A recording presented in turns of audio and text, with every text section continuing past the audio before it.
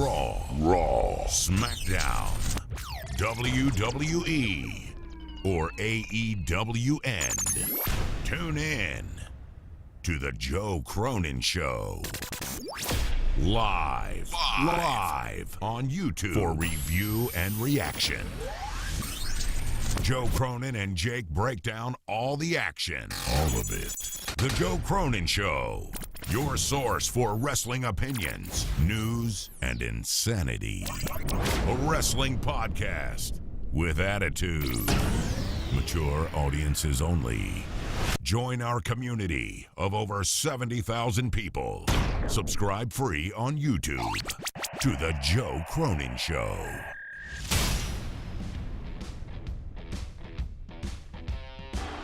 Is what this once proud and profitable company sorely needs. What was once a captivating, trend-setting program has now deteriorated into a cliched, let's be honest, boring snooze fest that is in dire need of a knight in shining armor. Television ratings, downward spiral. Pay-per-view buy rates plummeting. Mainstream acceptance, non-existent. And reactions of the live crowds, complete and utter silence. You're silent because you're embarrassed to be here. Honestly, I'm embarrassed for you. And the reason why you're embarrassed is because of the steady stream of uninteresting, untalented, mediocre sports entertainers who you're forced to cheer for and care for. No wonder you're not cheering. You can care less about every single idiot in that dressing room. Now, here's Joe Cronin. Joe Cronin.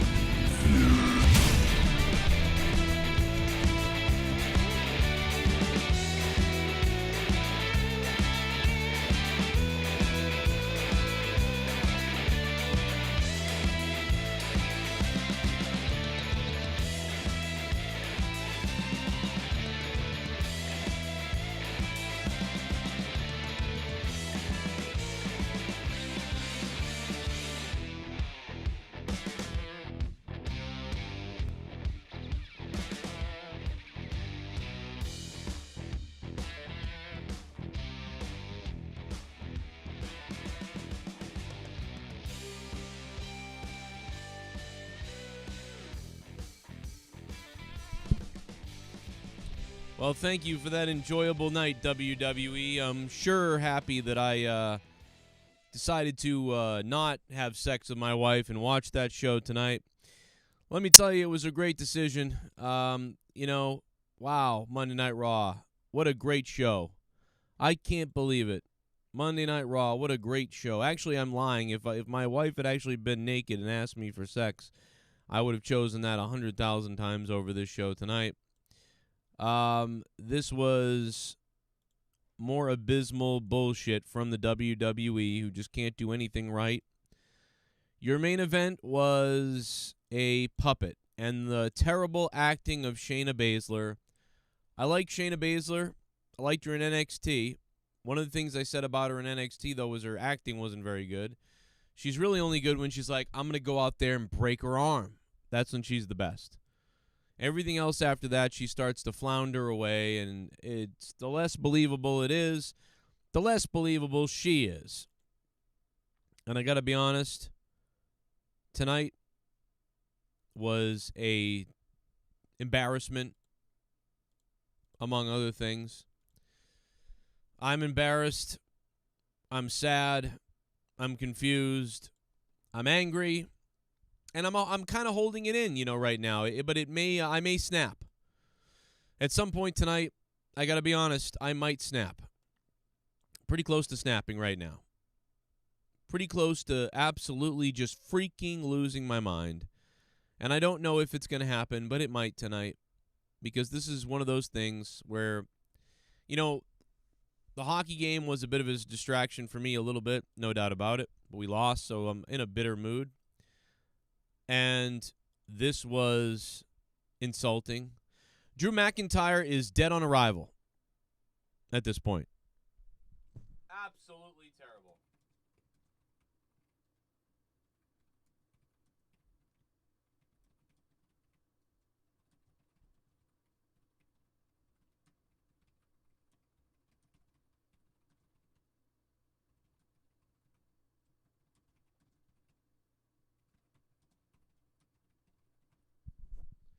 I had to plug in some tags. I'm actually at a loss for words. Like, the rage is building in me slowly right now. I can feel the anger pouring up, building up, rising up in me. And it is really getting to scary levels right now.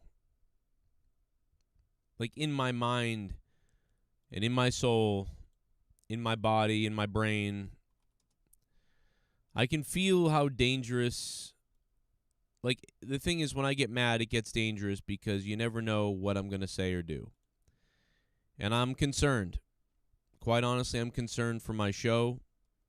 I'm concerned for myself at the rage I feel right now. There's been a lot of rage over the years towards WWE. A lot of it I would send Road Dogg's way to try to get through to him. Maybe you could show people the video. Look how mad this guy is. Maybe he's got a point. But instead, Road Dogg just defended the company at every turn. And this company just seems to not care. Now, they tried a little bit with this thing, I guess. I mean, I'm pretty sure it did remind me of the Bear stuff that I did, which Jim Cornette hated. So I would assume Jim Cornette would hate this. Not that Jim Cornette matters really worth a damn because he's just kind of like a pundit fake, but I enjoy him. I enjoy listening to Jim, but tonight was a disaster, and I'm not even mad right now. You took the words out of my mouth, but that's exactly the first thing I wanted to say to you was I'm just embarrassed. I'm embarrassed for Shayna Baszler. I'm embarrassed to be a wrestling fan. Like, just all of it. I mean, it feels like an accidental gunshot to the chest tonight. Like, oops, they didn't mean to. I didn't know it was loaded, but still they shot you anyways. And it's like, I thought you loved me. Oh, it was an accident, I swear. Like, that's what tonight's Raw felt like. They didn't mean to hurt you, but they did it anyways. Oh, I think incompetence and lack of caring led to us still being hurt. I feel like exactly what happened. I feel like I'm being tortured slowly. Like, I think that's what I'm saying. It feels like being shot in the chest. Your lungs deflating, and now you need a chest tube and a surgeon. In Raw, that's not going to save your life. Honestly, though, this whole thing was a disaster from start to finish, and somehow they've managed to ruin anything good that they had from even from a year ago, upwards of 6 months ago onwards. I don't understand how they do it. Well, I see how they do it, but I don't understand how they're not aware of what they're doing. Drew McIntyre was amazing. He won the Rumble. The fans were so behind him. Then he won the title. Everyone loved him. Then, for some stupid reason, they took the title away from him at Hell in a Cell with Randy Orton. That was strike one. Right. Okay, that was really weird. And the stuff with, Bobby Lashley and all that, and Miz, taking the title from him, strike two. And then at Mania, he loses in front of fans clean. He passes out in front of fans. Strike three. Fans are done with him now. He lost. But then he gets chance after opportunity time and time again. No one wants to see this. He's a Roman Reigns carbon copy now. He's not talking like he was beforehand. Remember where he was getting mad and angry and he sounded real? Right. We're not getting that anymore. Now he just sounds like a ridiculous face, a WWE scripted face who doesn't actually give a damn. And I can't blame him because there's no fans to actually give a damn for at this point in time soon enough. And they have to make sure they remind you constantly that, well, we're going on the road soon. This is going to save us. Yeah, and I mean, it's not going to do anything but add live shows. That's all it's going to do. I mean, exactly. I mean, it'll be nice to have the fans back, but that doesn't change the story writing. Look at what happened to Dynamite this week. They're going to do Raws on the road? They're going to do Raws on the road? Yeah, Raw and SmackDown. Okay, so when they go on the road live, Raw is going to be live on the road. They're not going to go back to Thunderdome? I thought that's what they were doing. No, the Thunderdome is done as soon as July 17th, 16th, whatever that is. Okay, that's better than what I thought. Then that's not as thank goodness. Okay, that's good. That's a little good. Yeah, news. no more Thunderdome. Once they go Yeah. back, they are back full, unless we have another pandemic or something. But that's Right. Let's not do unforeseen. that. I mean, unless Donald Trump gets elected again, then they'll do another one. But right unless now, he's vice president and his child runs. That's yeah. the new rumor. No, that's not happening. What was the show? I think the show came out of North Korea. What? Dynamite only had 462,000 viewers last Friday. They had how They many? were down 40,000 more from the week before. SmackDown's crashing too. Yes, I guess SmackDown was down as well. I don't have those exact numbers in front of me, but I was shocked by the AEW numbers. I mean, they did worse than the week before. And I know they had to move because of the NBA playoffs, but just because they were on at 10 o'clock, I thought they'd do better but nope. Not a chance. They had nothing to go against them. And I figured not going against SmackDown would help. Yeah. It didn't. I mean, I think that So this is bad. They didn't. They tape can't. They those got to get off episodes of in front Fridays. Fans either. AEW had good ratings for almost They have to a get year off and a of half. Fridays. Yeah, because that means their fan base is missing the show because they didn't have that little a fan base. So it's got to be their fan base is literally not available Friday nights. I mean, I guess they'll probably watch them monetize this. They're like, what the hell? I was just shocked. I was genuinely hoping it would be a better number that they weren't going up against SmackDown. So I'm not trying to bury them. I was genuinely surprised. Right. I didn't think it would be that bad. But we'll I guess with the Olympics coming, and I mean, there's more stuff to move things around. But $460K for their flagship show is terrible. No, that's nuts. I mean, that's they just set the lowest rating of NXT or AEW. I know there's an asterisk next to it with them being on Fridays and a different time, but still, It's a bad rating. And I mean, that's 38% lower than their previous week. Yeah, you got to get out of that time slot because that's not right. That rating doesn't make any sense with. And they're going to have this time slot for the rest of the month. The next 2 weeks are the shows that are taped that aren't in front of fans. That's ridiculous. Because they didn't want, and then they delayed the Jungle Boy match by a week because they didn't want to go ahead and do it not in front of fans. So they postponed it by 1 week. This way they could tape it in front of fans and not. They didn't want to. Basically, they didn't have fans because they didn't want to have spoilers. So that's crazy. But in my most proud. That's right. But Raw tonight, they kick off with a horrific tag team segment. At first, I thought we were going to get a decent match with all these teams in the ring, and I'm like, it could be decent. And then The Miz comes out and rambles on and on and on forever with Morrison.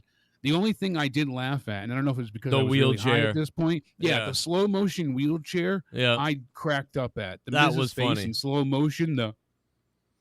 That broke me. I was severely. That was the best thing that happened. That was my favorite thing. That was the only tonight. good thing of the first half an hour because then it was an over the top rope battle royal, which meant nothing. I mean. Let The Miz take a vacation. He shouldn't have to be there. He does not need to be on TV. It's ridiculous. Apparently he does because that was like my favorite moment of the night, and I hate him usually. It's crazy. He's injured. Let him be injured. Then Morrison's using the drip stick as a weapon, but it ends up coming down to just chaos in the end, and the battle royal goes on for a very long time.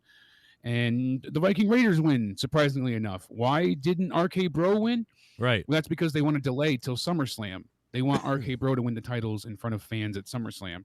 So now they're having the Viking Raiders be the interim match, and then they can hold on the titles until SummerSlam to face Randy Orton and Matt Riddle. You think Drew's and thinking they're expecting right there? people to react huge at SummerSlam. Well, look at Drew right here. He's thinking like, fuck me. He sucks. Now he does, but he wasn't even bad. Like his delivery isn't bad. Like I still like him. It's just he sucks with what they're telling him to say, and that he's having to go along with it. And then pulling out the sword was the dumbest thing ever. We'll get to that after, but that severely pissed me off. Oh my you god, can't dude! Introduce weapons that cannot be used. Right. That's why Lashley looks like an idiot too by not backing away from a sword. Like he's supposed to be a badass, but essentially he just cut the table in half. He's going to eviscerate you. Run away or be scared, nothing, but he stands up to it. So it just makes the whole thing look even more ridiculous. Right. That was really stupid shit. Dude, you should be afraid of it, but you showing you're not afraid means that you won't be injured, which takes away the point of the entire segment. I mean, Vince McMahon is right back to this. Reminds me of, dude, this is right out of the early 90s, like 1990, 1991 WWE. The difference is you had these powerful characters that were over, like Hulk Hogan. They were doing this type of stuff then, but you had Hulk Hogan that was working. This is all of that with subpar actors and worse people. Like, dude, Hulk Hogan's a better actor than Shayna Baszler. Unconfirmed, but the talent isn't supposed to be doing any third-party anything at this point. No interviews, no media, unless it's approved by WWE alone. Right. But they're supposed to be holding off till they go back on the road. And Triple H got to go to the NBA playoffs and ring the bell, and I forget which players spit the water, and they said it was a great impression, and obviously, but some of the roster was upset because it's like a double standard and a bit hypocritical that Triple H can go, but they can't. And I was like, well, it's not, because Triple H is the biggest star they have still. Sad to say, that's the truth. So, yeah, I mean, this is weird. I mean, I almost think, what do you think? The Sixers did this. It made the wrestling rounds in the news because everybody was like, "Oh my god!" And you think do you think WWE called them immediately and was like, "Hey, we'll send Triple H over"? It's got to be WWE calling them, right? Oh, it had to be WWE offering because the ratings were so low. They wanted to go ahead and try and hope people tune in to Raw tonight. Right. So let's send out Triple H. But Triple H is their biggest star. You think, what are people going to do if they see McIntyre out there? They're going to chant 3, 2, 1, claim what? Like, they don't know that, but they know DX. They know Suck It. They know the water spitting. Who on the roster could they get over with right now? Maybe Braun Strowman would have gotten a pop. Maybe, like the train and the pyro goes off. But besides that, I can't think of anybody that would have been like a big draw. The Undertaker, but nobody on the roster right now.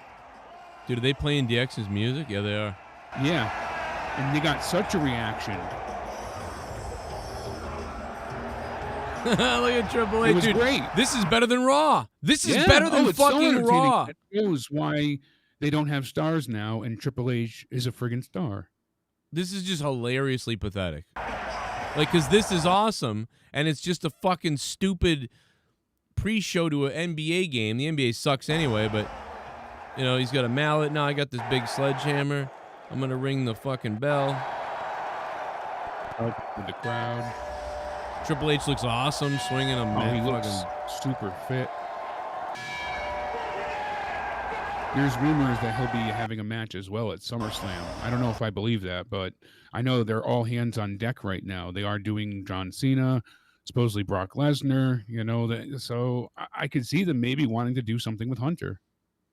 This has been the worst, and we're talking He's a about big draw. And this is before the pandemic, obviously, too. That's the craziest thing things people were don't understand. Bad before. It was bad before. I hate, dude. How enraging is it that we're seeing that sort of talk, like, oh, dude, it's the pandemic. Well, look at how dude. bad the Elimination Chamber was. That was the last pay-per-view I believe we had in front of fans. They screwed over the babyface in Heavy Machinery in the tag match, and then we had the Shayna Baszler beat down of everybody, and that was basically it.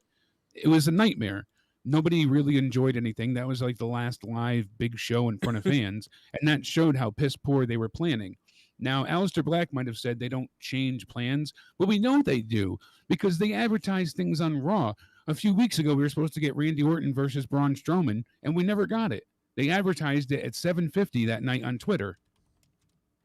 We're not crazy. And by the way, if I sound a little odd, one, I went to the dentist, and I've got teeth in now, so it's going to take me a little bit to get used to it. And two, I ate a shit ton of edibles as well, so I'm a little out of my mind, but go with both. So at least I can not have to hide behind the microphone. I'm not a conservative, Devontae. I just don't like the NBA. I feel like the last probably 10 years, 12 years, maybe not maybe as longer. conservative. I got Not you. conservative. I just don't like the NBA. I mean, I just don't like it anymore. I used to love it when I was a kid. I loved the NBA, but it's not about the politics. I couldn't give a fuck if all the NBA players fucking vote liberal, Democrat, Republican. I don't give a fuck. I mean, I think they're annoying as fuck. Yeah, that's true. Oh, but absolutely. I'm not going to stop watching the sports because they're annoying. They are annoying, but that's not why. They are all babies, though, and I fucking just the sport just seems fake and like all the same teams win. Like it's really bad. I don't have that problem with baseball. I don't have that problem with hockey. I don't have that problem. Even with football, I don't really have that problem, even though they're a little, like, sometimes that league is a little weird, but they're too. It's like, at least football, you don't know who's going to win a lot of times, you have an idea maybe, but basketball, it's always like, yep, These guys all go to the same place. I don't know. I don't like it. Maybe some people love it. Good luck. I don't even like. I don't really like watching basketball anymore that much. But if I was gonna watch basketball, I'd watch college basketball at this point. I'd just throw college on or something. I don't know. I watched the Celtics. The only thing a I little ever bit. watched or enjoyed was like Husky games, especially the women's college. Yeah. They used to have some of the best games, and like tournament wise, it was incredible here. And for Huh. UConn, especially when they were winning, and like the time Rebecca Lobo was playing. Oh my God, she was like a hero around here. It was crazy. Yeah, I remember But they those times. celebrated the Huskies more than anything else because they don't really have a team in Connecticut for NFL, NBA, any of that stuff. So You got the New England Patriots, Jake. You fucking traitor piece of shit. You fucking idiot. that's why I like the Giants. You're an idiot. That's why you like the Giants. No doubt about that. I watched Raw. Duncachino? Don't mind if I do. What's my name? Duncachino. It's a whole new game. Duncachino. You want creamy goodness? I'm your friend. Say hello to my chocolate blend. Raw was a 9.76 out of 10 tonight. Great show, rivals The Rock and Austin Days. You're a funny guy, Todd Fair. You're a funny guy. Love you to death. Obviously, you're trolling. It's okay, though. I love you. I'll always love you. I was the biggest troll ever, Todd Fair. Thank you. I mean, like, Was there anything you liked tonight, or that you actually enjoyed? I mean, honestly, I'm going through everything: backstage segments, interactions in the ring, contract signings, matches.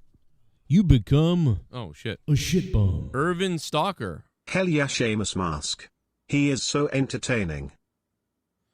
You like that?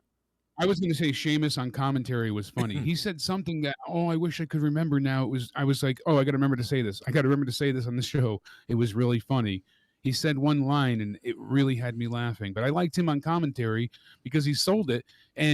But the reason I hated the segment is because they got both counted out. So both of these guys have already lost to Sheamus. They've been beaten by Sheamus. They could only beat Sheamus as a team together, and now they lost. Bruins bombed tonight by allowing the Islanders to score 3 goals on 3 power plays.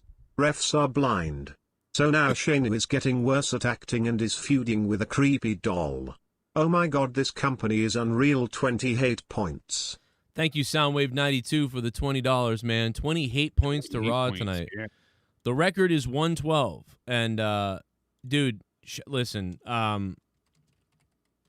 we'll put The down Spanish the Fly looked great in that match for the ending. I like the idea of them getting counted out for that. It wasn't bad had they not already both been beaten clean and then only won by beating him via distraction together. So there's no chance that these guys can win, and then Sheamus just buried them entirely. Mm-hmm. It's leading to a triple threat when Sheamus's nose is cleared, obviously, but holy hell, I'm sure Sheamus must be super pissed that he got his nose broken by Humberto, and a receipt is definitely coming.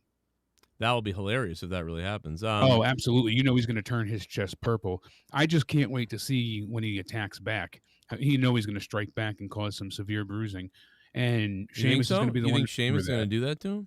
Oh yeah, he's going to return. He broke his freaking nose. He's going to stretch him out next time he gets in that damn ring. Really? I can only hope so. But let me tell you this. I can't wait to see that. He's going to beat him. Shayna Soundwave, thank you for the $20. Shayna Baszler's acting was awful tonight. Horrific tonight. So I wish I could remember what he said. He said something that was so damn funny on commentary.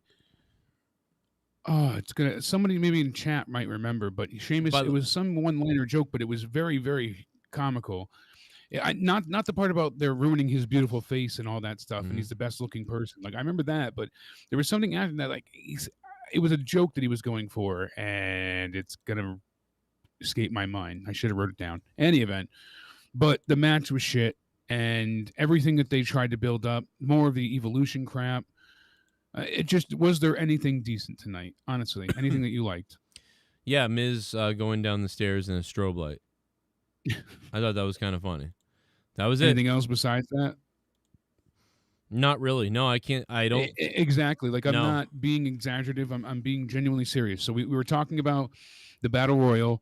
The Viking Raiders won just because they're going to be a layover team to get, the Raw champions away from any challenger till SummerSlam.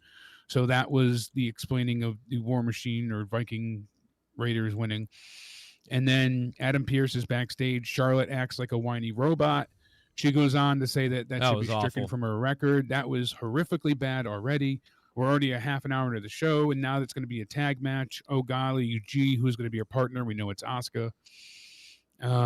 Viking Raiders cut a very stupid promo backstage and almost has his chicken leg or turkey leg.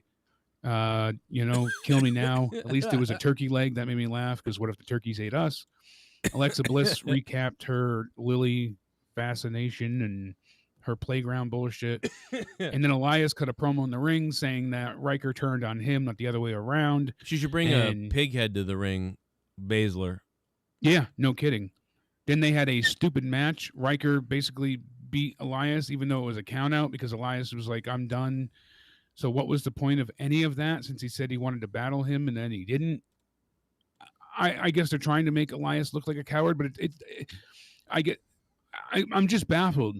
You can't suddenly try and turn Riker into an American hero just because he's a veteran. They've done this before so many times, and it just falls flat because it's not genuine. They did it with the blonde female that was on SmackDown. She was a heel, and then they pushed her and her daughter, the single mother. What the hell is her name? With who? The blonde girl on SmackDown. Someone in the chat will remember. You talking about Carmella? Like, no, that one I remember. We haven't seen her in quite some time, but blonde girl. Yeah, on Elias will be SmackDown. the next release. Is she a but whore? She does the women's right. Oh yeah, Lacey Evans. Lacey Evans, thank you, chat. So they did it with her. What? I said it suddenly first. like, Fuck oh, them. look at her service history, even though she was a heel a week before. They've done it. Thank you, guys. I couldn't think. I'm really stupid. God damn it, I got it before they did. Fuck them. But it's not China. But Google China. now they're doing it again with Riker. That's just a shitty example. But my God, we haven't seen her in forever either because she's pregnant. So whatever. But out of sight, out of mind. I'll That's give why I birth. forgot about her too. I'll birth your baby, Lacey Evans. What's up? Call me. And then, worse than that, we had the Drew McIntyre contract signing. This made Drew look like an idiot. The sword thing made Bobby Lashley look like more of an idiot. The whole thing was just a joke. And then MVP looks like more of an asshole here, but not in a good way. This got go-away heat from the Thunderdome, and I didn't even know that was possible. They're going to have a Hell in a Cell match, but I don't know.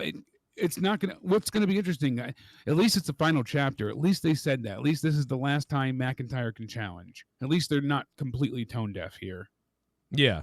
I triggered the hell out of the NBA fans, man. They're all fighting in the chat. I see that. I see that. Look what I did to you idiots. No, I like the NBA and a little bit, but I love basketball. I just don't watch it. That's all. I don't know. I don't know what's going on. I can't deal with it. I don't like it myself. I've been turned off at one point by it, and I just don't like. I just hate the people in it. I hate the owners. I hate the way it goes. I don't know. If you love it, it's awesome. I used to love it. I watched the fuck out of the NBA. I was a huge NBA person. I only got into it when it was like the sweeping the nation type thing with like the dream team in the Olympics and Michael Jordan. Bandwagon. Still, okay.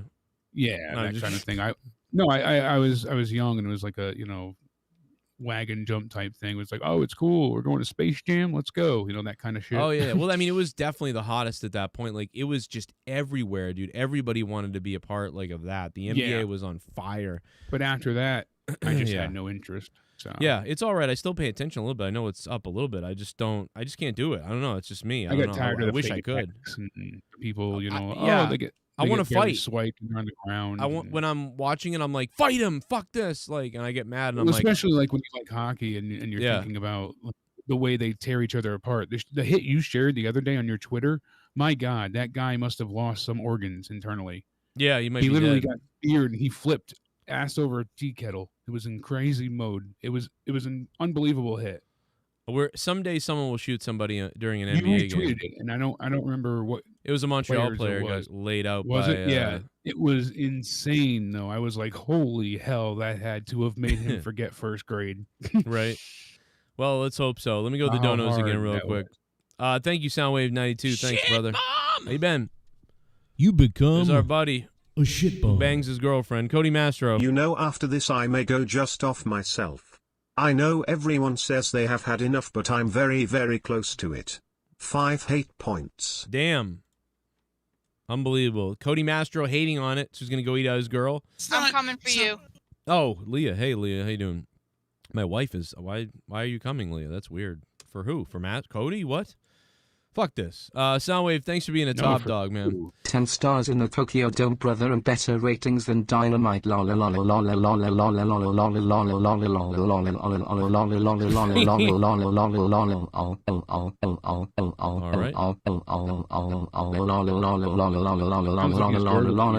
Jesus. God damn. Spaz Phoenix podcast. Breaks down NXT beautifully. Soon he'll be breaking it down for the 80,000 people that watch the show. You should watch rugby, says Mason. I think it's all right. I've turned on rugby before, and I've thought this. I also thought I was like gay. Like by the time it was over, I was like, am I bisexual? Like watching this, but I just wish I understood the rules better. I don't know what the hell's going on. I think the rules are to get a boner while you watch it, because that happens I think to I me. don't understand Quidditch and that shit, honestly. Yeah, there's nothing wrong with that. I get erections watching the guys bulgy packages. Like it's the very main strange. erection was you getting all those subscribers last night. That was incredible, hearing all those subs go off during the Logan Paul Floyd Mayweather fight. Right. Unfortunately, I couldn't be there. Sorry, I was really sick, but we did hear that Las Vegas SummerSlam is going to be happening on a Saturday night, so that's huge. There's a donation, but it's not reading it. Hi, my name is blank. I'm overweight and like to steal people's ideas. I can't be trusted, but my question is, should I try to lose weight or just get more fat? I also like to play games and steal friends. Am I bad? Go New York. Oh. And that's anonymous. Anonymous. Okay. Sounds like, I don't know. Okay. Thanks for the donation. I don't know who you could be talking about, but wow. There's a lot of people in New York you could be talking about, I guess, but whatever. Okay. Yeah. Thanks, Anonymous. I would Appreciate say it. lose the weight. Don't get more fat. Lose the weight. Yeah, lose the weight like I Jake did it. did. I did it. Anybody can do it. Yeah, lose the weight just like Jake, brother. Hey. Duncachino? Don't mind if I do. What's my name? Duncachino. It's a whole new game. Duncachino. You want creamy goodness? I'm your friend. Say hello to my chocolate blend. Ricochet and Humberto was the only good thing, but the finish was terrible. I give this show 3/10. Damn, Corwin Eberly, OG, 7-year OG, maybe 8-year OG, chiming in with $5. 3 out of 10, man. I think they're lucky to get a fucking 3 from you, Corwin. And what's been up, man? How you been? Dude, 3 out of 10 is better than what I would give tonight. I'll tell you that. That acting, because that was supposed to be really the best segment of the most interesting, weird thing that happens all night. And the acting was so bad and then nothing happened. Like, Shayna comes out, and I'm like, they're going to do something crazy. Oh, my God, something crazy is going to happen. First of all, I tweeted out, I said, Shayna Baszler's acting is bad. And then I said, well, Shayna is obviously going to get in some kind of trap or something, and she should know that because I know that. But she's a stupid idiot and goes out there anyway and is like, I'm not worried about anything. And she sets that up early. So it's like super obvious. And then it's like, it's just a doll. I'm like, are they really doing the it's just a doll thing after she's seen what Alexa Bliss and Bray Wyatt have done for the last 2 years? Shayna Baszler's like, it's just a doll. Like she doesn't been watching or doesn't know what's going on. Like,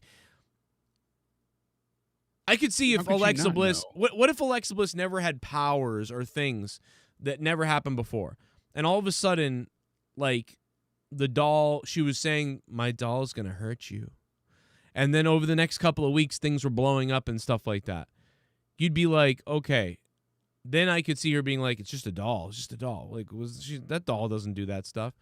But it's like, she knows about the Fiend, knows about the Fun House, his powers before. But why is she saying it's just a doll too? She's been here. Why is she saying it's just a doll also? Why isn't she saying it's like, what does it who care, what does it matter? What if it's what it is? There's something's happening, and she knows it. And then she sees the doll in the mirror. She breaks the mirror. The acting was terrible. Everything that they did back and forth, the way Alexa attacked her as well, was really asinine. Her stepping on Lily, like she should have, like the Rambling Rabbit type thing should have happened where she bled out, where like jam came out of Lily or something. But no, they just stepped on her and she picked her up. I was like, so what was the point of that?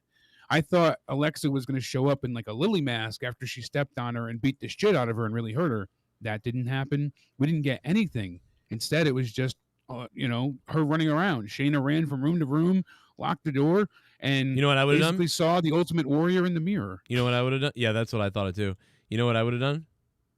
That. Who wants my quick idea out of nowhere? I didn't think of this earlier. I just thought of it right now. This might not even be what I would do, but whatever. Here's a quick idea.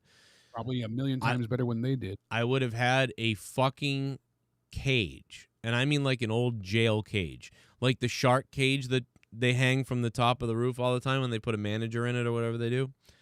I would have had a big cage come crashing down and entrap Shayna Baszler. And when it entraps Shayna Baszler, and if they could do this, I don't know if you can do this. If they could do it, I would have had the cage also on fire. So I would have had the outside bars on fire while Shayna's trapped inside. And you know that because it's filmed right now. So right, there's it's filmed. very safe ways that they can, safe ways to do it safely. And I would have had safety ways safely to do it safely. I would have shot an over-the-shoulder from behind shot of the cage and Shayna Baszler from the back of her shoulder and head above, and you see on the left side of the screen you see the close-up of Shayna's back of her head and her shoulders, and you're behind the cage, and the cage goes up in flames, and as she goes up in flames, Shayna goes like this, throws her hands up, and she's covering her head and her eyes, and as she's dropping down, you lose sight of her out of frame. And then you zoom in on Alexa Bliss through the fiery cage, and she just starts laughing and acting crazy, and then her eyes start to bleed. And then there's yelling, screaming, whatever. Then it goes off the air. That's what I would have done. Did she just set her on fire inside of this cage? What's going on? Then I would have filmed more. And there's a cliffhanger and a bit of mystery. Right, and they did try to do a cliffhanger tonight, but it was lame. It's like, I see puppet in mirror. Oh, my God. Ah! It goes black. But at least that other thing was at least a little bit more adult and real. Like, as opposed to, oh, my God, a doll in my room, and I break mirror, and now scream, and it goes to black. She was just seeing the doll, so, like, she got pissed off because she saw it, and, like, it was, frustrating because she turned around, it wasn't there, so she broke the mirror. But why? I don't know, man. This was a joke. It was still there, so was it supposed to say like that was the subliminal message to the audience? Like, oh, they're trying to convey that the mirror was actually Shayna's psyche breaking. Like, are we supposed to take this at a deeper level? No. Are you kidding me, Jake? A deeper level? Did you hear what Aleister Black said the other day and we laughed at him? No way. They're too dumb. Oh, I have they to think you're too this dumb. Really, really quick. I wanted to bring this up to you before. I will find their exact names, but it was being talked about earlier. WWE just hired 2 female writers who openly state that they hate white males. Oh. So let me find their names really quick. What the hell? That's weird. At least they're honest.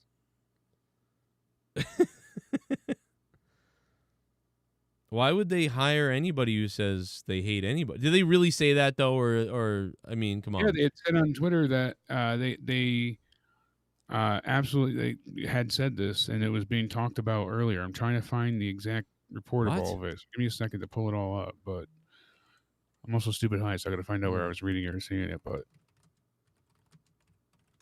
are you serious? Like, I mean, how do we know that they really said that? Is what I guess we got to find out. That sounds weird. That sounds crazy. I guess it was on their Twitter, but what's their Twitter? I'm trying to find their names at this point. So all right, go figure that out, because you just say that shit, Jake. You're a piece of garbage, really. That's right. I'm mean, ripped right now, but because that's like when someone says like, "Oh, they fired this guy for being racist," and yeah. Oh, no, I agree, but I got to find the whole thing that was being talked about. But well, I just I heard this earlier and I was like, Jesus, if this is they all, do need as they say, then they do need some more black writers who can write black characters a little bit better. Because the same pencil neck... I am fine with them hiring female writers if they want to try and attract more of a female audience, since the audience is mostly male. I have no issue with that. I don't mind hiring so blatantly, like,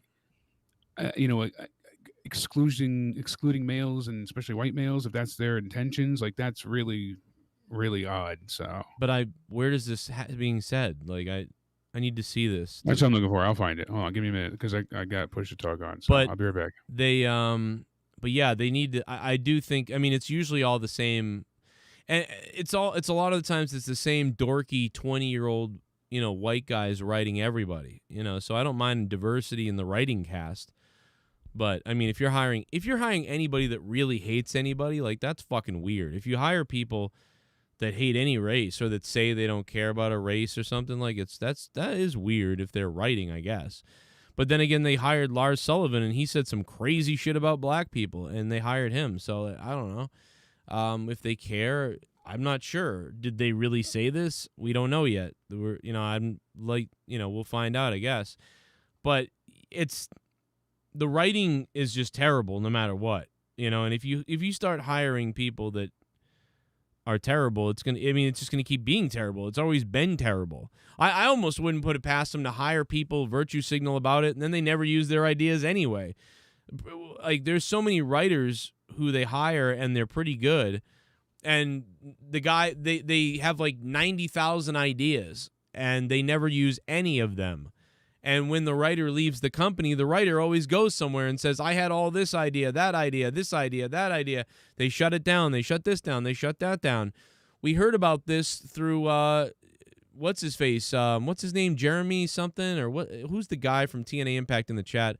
You know the guy. He had pretty good ideas, this guy. He had a lot of good ideas. He's the one who came up with the list, actually, I think. Or worked with the list with Jericho. And, he had really good ideas, and they barely used any of them, and Jericho had to fight for the list. Like, the only reason why the list happened is because he had a good idea with Jericho, and then Jericho forced it through. Otherwise, that wouldn't have fucking happened. But it's like... the first one's name is Millie Tamares. On her Twitter, it's at Millie Tamares. It's lactose intolerant. She said that face when you get hired to be a writer on WWE SmackDown. One of her tweets that people who writes that too, by the way? Who writes that? That face when you get hired. She's got a picture of her smiling. Who writes that? And I can't see her tweets. Then she said in 2018, white people are terrible. And then she said, let's not abolish prisons at all. Let's free all the black and brown people, and then replace them with white people who complain about cancel culture. And she's got all of this anti-white sentiment. Boy. And then the other girl's name is Kenise Mobley, Mobley, Kenise, Kenice. It's boy. At Kenise Mobley. She said, this is my bed, which I will be spending a lot less time in because later this month I start a writing job with WWE. Same picture. And then she's got the same anti-white sentiment in some of her older tweets. So that's at least what's being talked about and said at this point. If it's true... I don't know yet. I haven't had anything confirmed, but it's something interesting to see on their Twitter and then be discussed. They blocked their tweets. I can't see their tweets.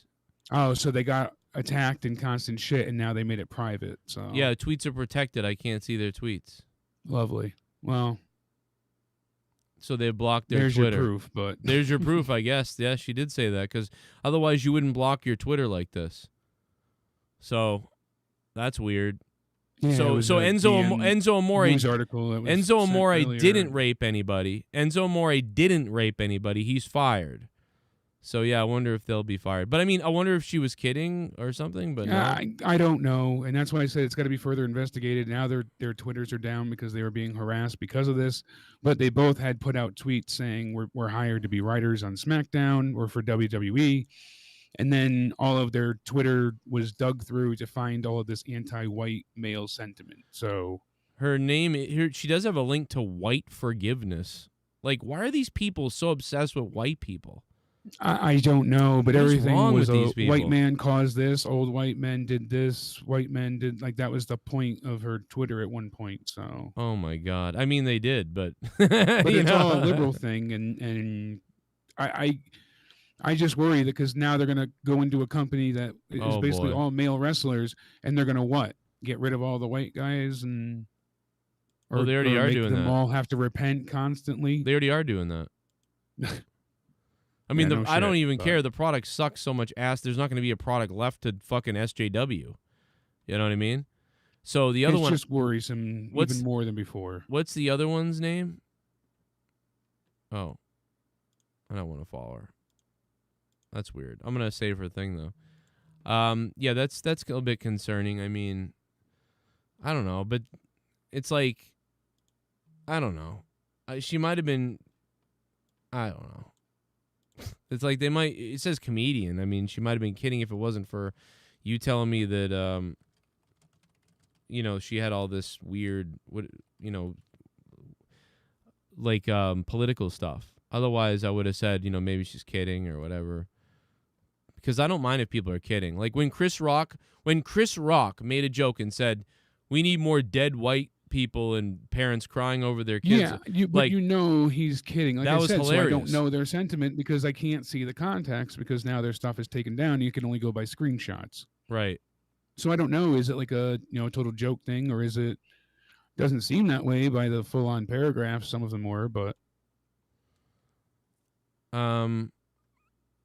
Yeah, well, they definitely. It just seems like it's racism against whites out and out. Who? This is or reverse racism, whatever the hell you want to call it. I can't tell what did you just send me, D-Moon? Oh yeah, I don't know, man. Who the fuck knows with these weird SJW people? What they're writing or whatever. Maybe it's just to counterbalance the WWE's retardedness over the years. Bianca Belair, new Universal Champion, Bernard Scott says. Bianca Belair blocked me. I don't even know why. Maybe that's part of it. I don't know. I told you the other day we kind of got lumped in as a. Oh yeah, we got undesirable. No, that's not why. Because other people would block me. Then it doesn't make any sense. I think it's because she misunderstood something. A lot of people misunderstood some things. I don't know, man. That's a weird that these people got hired, but. Yeah, it was but then again, but dude, direction. Thank but you, if you took like Lars Sullivan's quotes and took some of the blog stuff that he said and quoted it, you know what I mean? There would be a lot of people who would say, "Why is he hired?" Like why did that guy get hired? Yeah.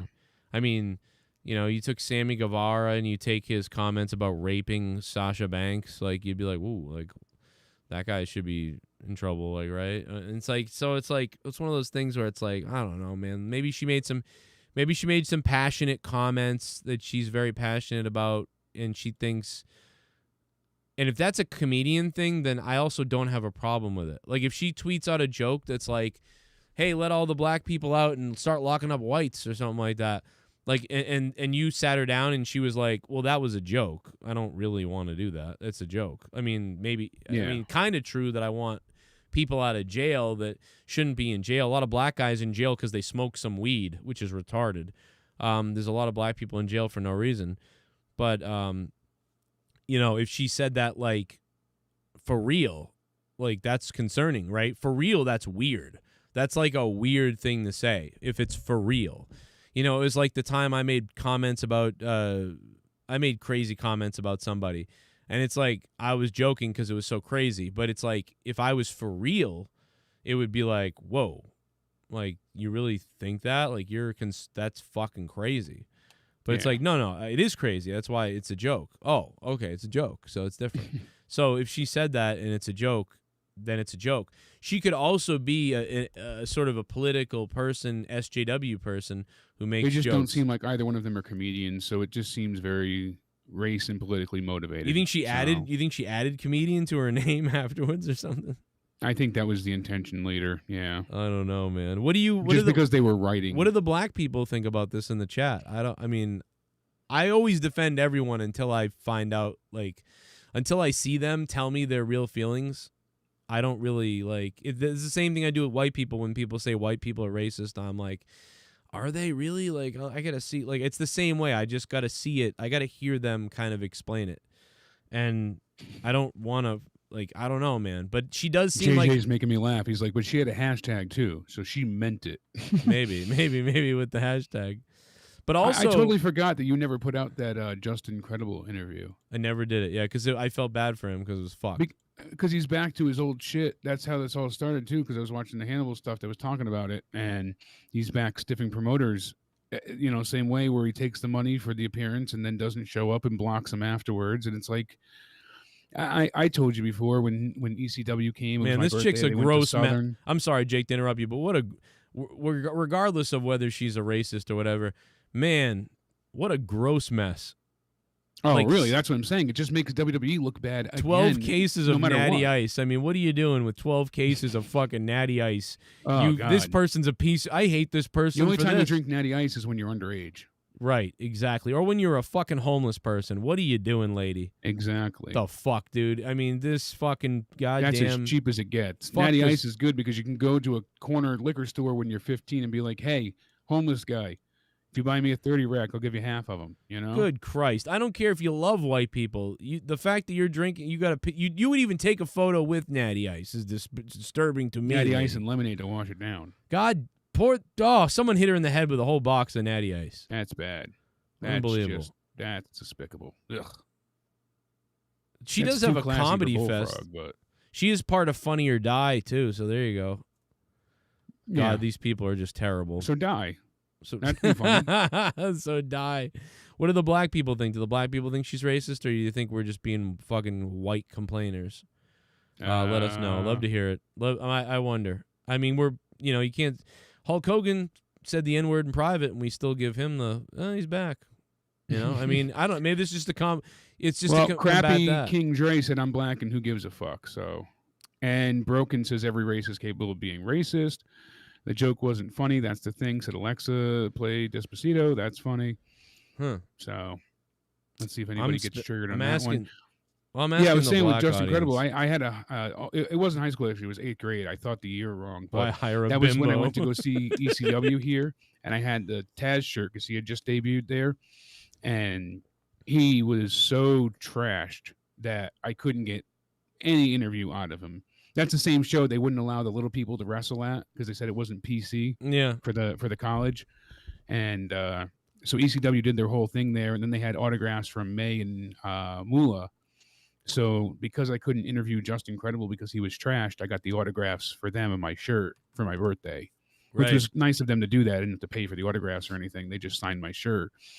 But I took the F for the assignment because even my teacher was like, oh, I knew you wouldn't get the interview, that kind of thing. And I was too embarrassed to be like, oh, someone I really looked up to at one point is a drunk like my father. So Somebody said, I never wanted to. What's that? No, New Jack. Jinder Mahal goes, New Jack said stuff about white people on TV. I still like him. Exactly. Yeah, I like New. But that's he was the thing. also joking in his way. But here's the thing about New Jack is with I his believe he's like 100% real. Like when he said something, he kind of meant it. Like too, he was either joking, but he also meant it. But I believed it. I was like, I don't care. Like I don't know. Like you're right. I liked it. If he said something, it was like probably because it was real. Yeah, but he said he wasn't going out there initially with the gangsters to piss people off. Jim Cornette told him, go out there and make white people angry. Oh, mention something about OJ. Oh, mention something about the race riots. Yes. Oh, bring up Rodney King. Oh, so now they needed police escorts every week to and from the arena. Yeah, that's awesome. That's awesome. That's a Cornette. Well, and that's the thing about New Jack, though, is he could say something and it would be, it's like, dude. But see, New Jack is the type of person that if he was writing, pretend New Jack was writing WWE. New Jack would come in and try to help you. He'd try to help anybody, probably the white women, the white men, or the black women or the black men, whatever. He'd come in and be like, no, here's what you need to do. You need to do this shit because you're saying this, fuck that, do that, and then hit him with this. He would come in and be honestly trying to help you. Like, that's what I'm saying. Like, this woman, exactly. This woman has the makeup or the look of one of those people that will try to ruin things for some weird mental agenda thing. And it's like, that's the problem is like, that virtue signaling from her is fake and bullshit. And her outrage is probably fake and horse shit. And her ideas probably suck dick. Whereas Jerry in the chat said, I'm black. I don't care, but they shouldn't have said it. Can't have double standards. And, it's complicated because she did say Die Whitey, but she drinks too much Natty Light for a black person. So I don't know. Dope Dub said. Who else was it here? That's a poor white guy drink. The Pep Jr. said, I am black. I don't care either. I don't care what. Pico said we should interview the Goon. No, that would be a disaster. That guy. I should interview the Goon and just start yelling at him from the beginning instead of what Hannibal did. Just be like, yeah, just right away call him a drunken asshole. Whatever Hannibal said at the end of the interview, I'll start the interview with that. I'll be like, New Jack's so dead, but up? the Goon's alive. What the hell? I don't. Yeah, I'm the poor. That's our life. I don't even know. The Goon just had one drunken interview. Do we really hate him that much? One and bad. I heard interview. he's been a piece of shit for years. So well. From more than one occasion on more than one account. He's been awful to people. Well, you're right. But in the next few weeks, Striker will win Money in the Bank and Riddle will be a tag champion and the SJWs will burn down the Thunderdome. Well, they can do that because we don't need it anymore. So let them take it down, baby. Take down I don't that want them to take it down. arena. I want them to destroy it. I hope they do something massive and just blow it the fuck up. Maybe we can get her on the show for an interview. The new writer. hey, I would love to talk to them and see, like, what is your issue? Is this true? Is this how you feel? Why do you feel this way? Is this going to, is your work going to reflect this in WWE? What do you hope you can change? What do you want to transpire between, your thoughts and what you hope to achieve on a wrestling show? You know what we can What do you do like is about wrestling that you want oh my this job? God, Jake, this is perfect. We're going to have race therapy. Here's what we're going to do. We are going to have our friends who have children who are black. We're going to have you bring your children on the show, and we're going to have Hulk Hogan call them an N-word. It's going to be crazy. We're going to tell him to do it. Oh, that's so, yes, a good idea. We're going to sit down Or this... Cornette can make Yes. a joke about fried chicken. We're going to sit down the new WWE writer who hates white people, and we're going to bring my white kids on the show, and we're going to tell them, we're going to tell her, you have to tell my kids you want them to die. All right, so I'm going to bring my 5-year-old on the show right now. They don't deserve to eat because daddy shouldn't be employed. Tell my children they should be dead. Like, let's do this.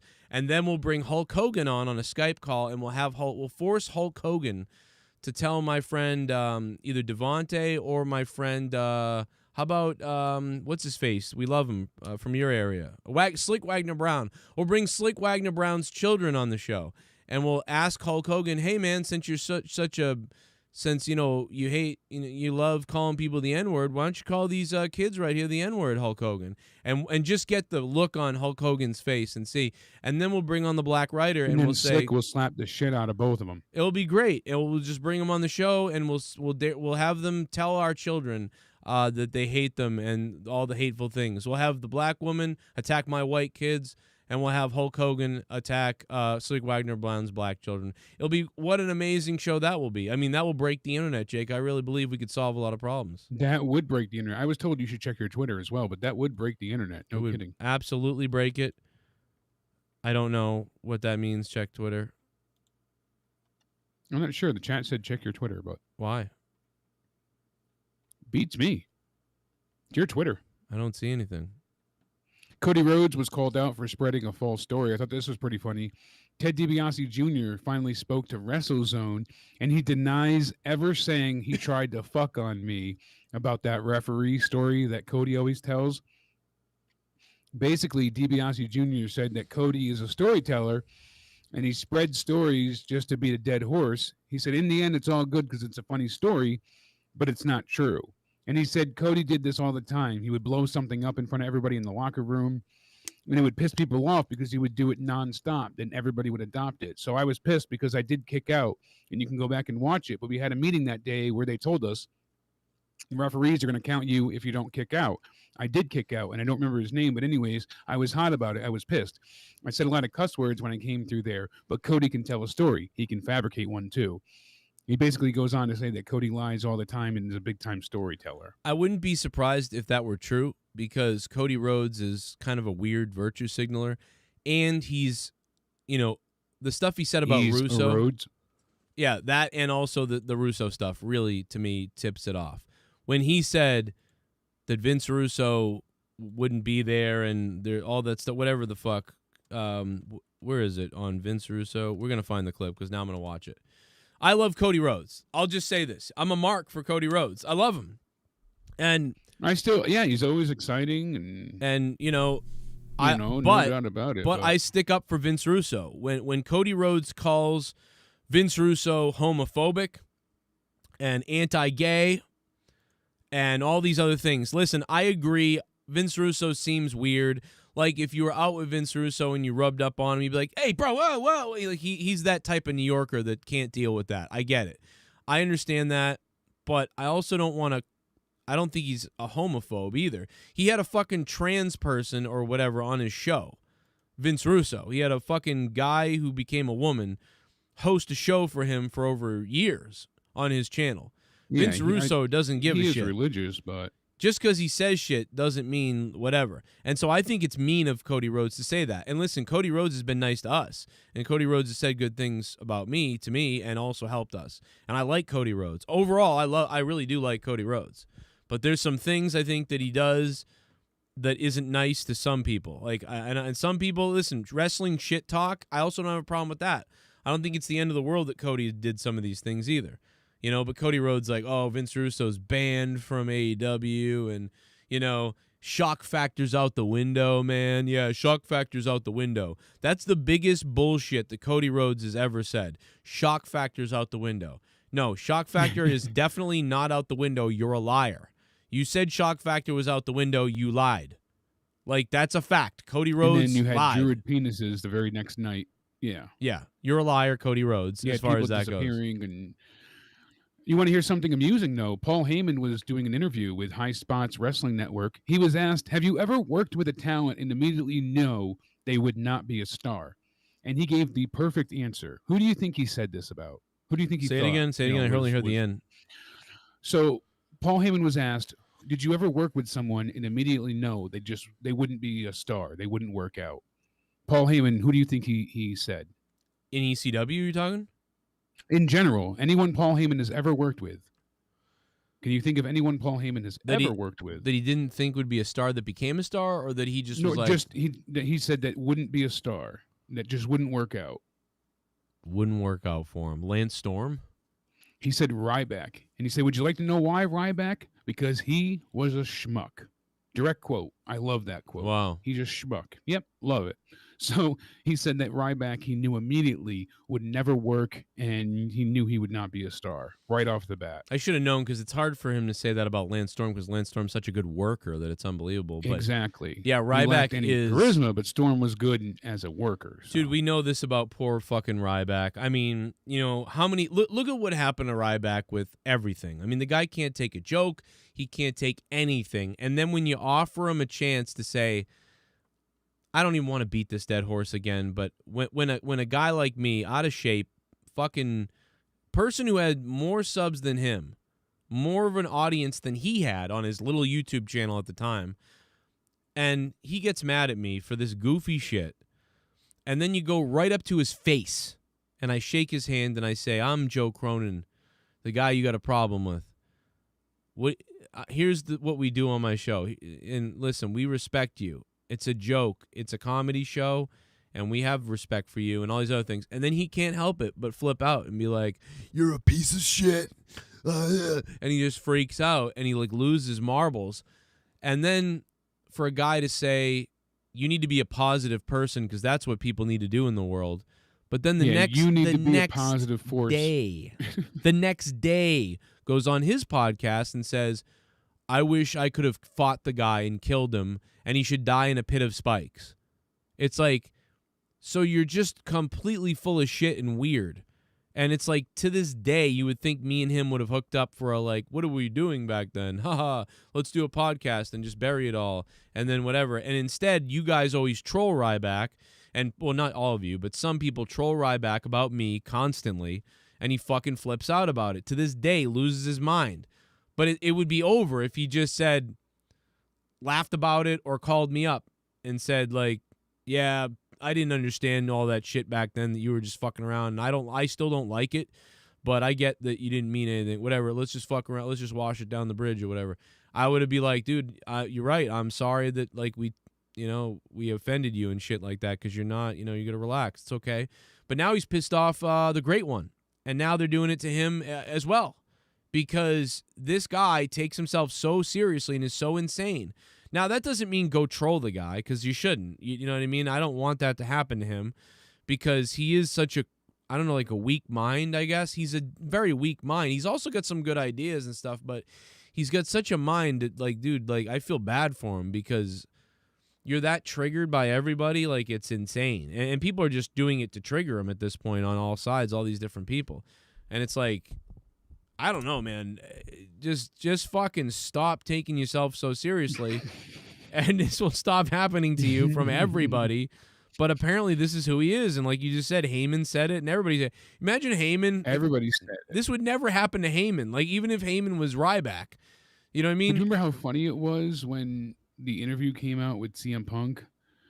And it just tore Ryback apart. And yeah, he's just, I'm a fucking idiot, and all that stuff. And I believed it. I know CM Punk was a bit exaggerative. I'm a fucking idiot.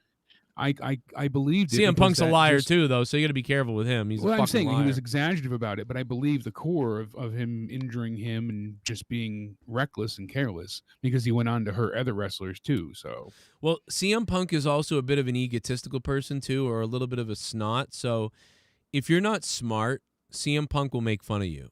And so that's where I wonder how much he wrote that Grammar Nazi show years back and loved that type of stuff. Likes to pick people I believe when down. Especially straight edge people are like this. Straight edge people, not everybody, but a lot of straight edge people have this personality disorder thing or whatever. Not that's the wrong word, but you know what I mean? They have this they feel like they're better than people. Yeah. So you literally have a dumbass, egotistical, narcissistic kind of way of being. Right. You have Ryback who thinks he's awesome, but he's a dumbass. Well, and then Ryback got pissed off tonight earlier on his stream because people were saying Cronin is God. Ryback fears DeMarco and Cronin. D. Welsh was just letting us know that, and he freaked out earlier tonight. So. Did you get a clip of it? Get a clip of it. I would love to see that. Neil, the one, even said, sorry, I've trolled him a few times too, but I think everybody has. It's just because he brings it on himself. He does. Right. He makes people want to troll him instead of, and he pulls like the Streisand effect. You know, instead of just letting things go and shutting the fuck up, he brings attention to it so people continue with it. As if people just let it go if he didn't talk about it, he makes it worse for himself. It's like me calling attention every time someone says they're going to kill my children, every time I'm doxxed, every time anything happens. It's like I never call attention to it because I don't care. Like it just gets taken out by a bot or somebody, and then I just don't think about it. I just continue doing my show. But I can see his face when like it happens on his thing. He's like, we're going to have none of that tonight. Please, guys, stop saying his name. Stop doing that. It's like, dude, they're oh my God, they're just gonna do it more, you idiot. They're laughing at this. But if he just did his stream, never mentioned anything, never looked at anything, didn't even care, like, I mean, he would just be fine. But because he's always like, guys, we're not gonna do that. We're not gonna spam that name. I'm not gonna say that name. So we're gonna not talk about that. It's like, no, it's like, dude, you're gonna, oh my God, stop it, Ryback. If you ever see this video, stop it. Don't acknowledge anybody. Just do your show, bro. And I feel bad because I feel like Ryback has a lot to offer in some ways, but CM Punk was probably mean to him because he was kind of a doofus. And I think CM Punk preys on people that are like that, and I don't think that makes CM Punk a good person. I think it makes CM Punk a bully, and I think that that's what CM Punk is. I think he's a bit of a bully. He's a dickhead. But he's also a good guy in many ways, so I also appreciate the fact that CM Punk doesn't handle bullshit, and when someone's full of shit, he can call them out really well at it, and he doesn't just quiver away. He calls it out and keeps it real. So there's all these different elements to CM Punk I like and I don't like, and you know what I mean? And you could say that about me sometimes too, probably, but it's one of those things where I respect that he calls people out sometimes and he doesn't, and that he stands up to bullies. But I also think that sometimes CM Punk, you know, is a bit of a dick too. Stand up and your balance. What about that video I sent you on Twitter before of Logan Paul actually getting knocked out by Mayweather? Yeah, I've been looking at that for a couple of days, or since Mayweather holds him up so he doesn't fall down, and then once Logan wakes back up, Floyd lets him go and props him back up. But he actually catches him after he knocks him out. He goes ahead, gets in close, and then hits him quick, and then catches him, holds him. He's like, oh shit, he's going down, pulls him and holds him up and gets him back up.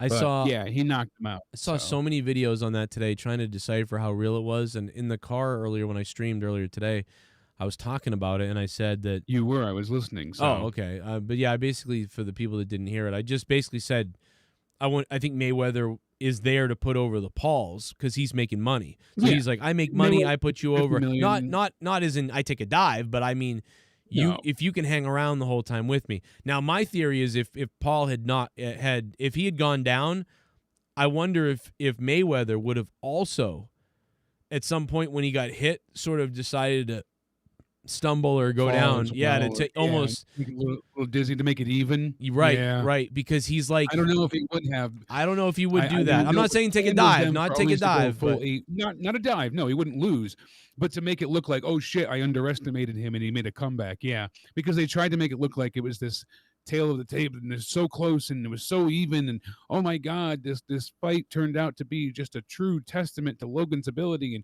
really Logan got carried through, quite literally.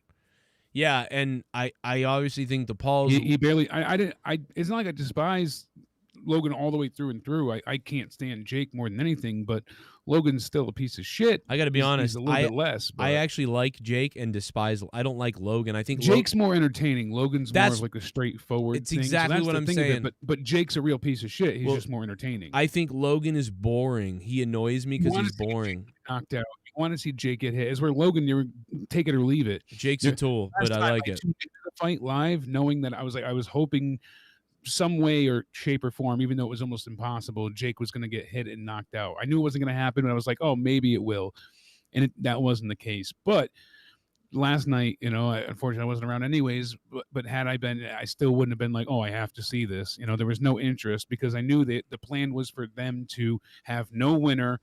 And the way they kept everybody happy was, oh, well, there still could be a knockout. There could be a knockout. Yeah. But they agreed in their contract. Guess what?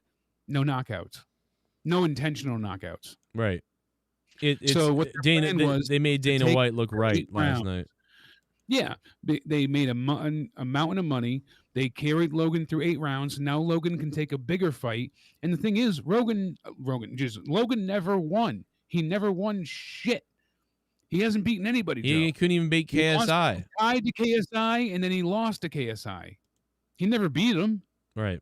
It's KSI. It's KSI, and then he lost. KSI should have been if this was real.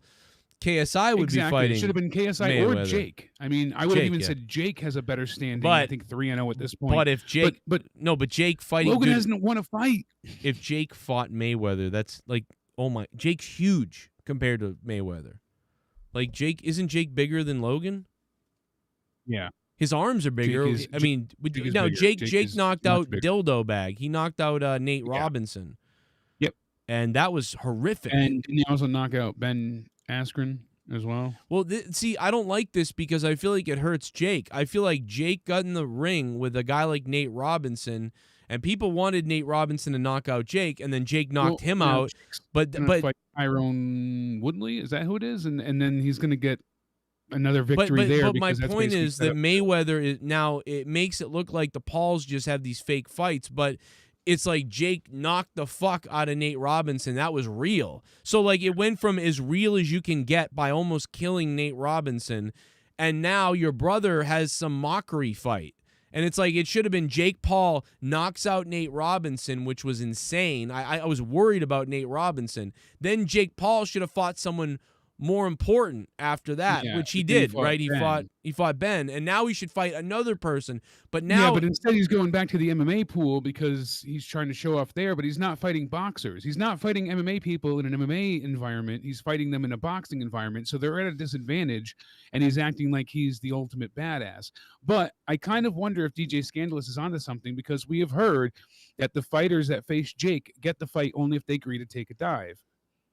That's been some rumored about, contract stipulations. And the reason they do it is because they get a ton of money.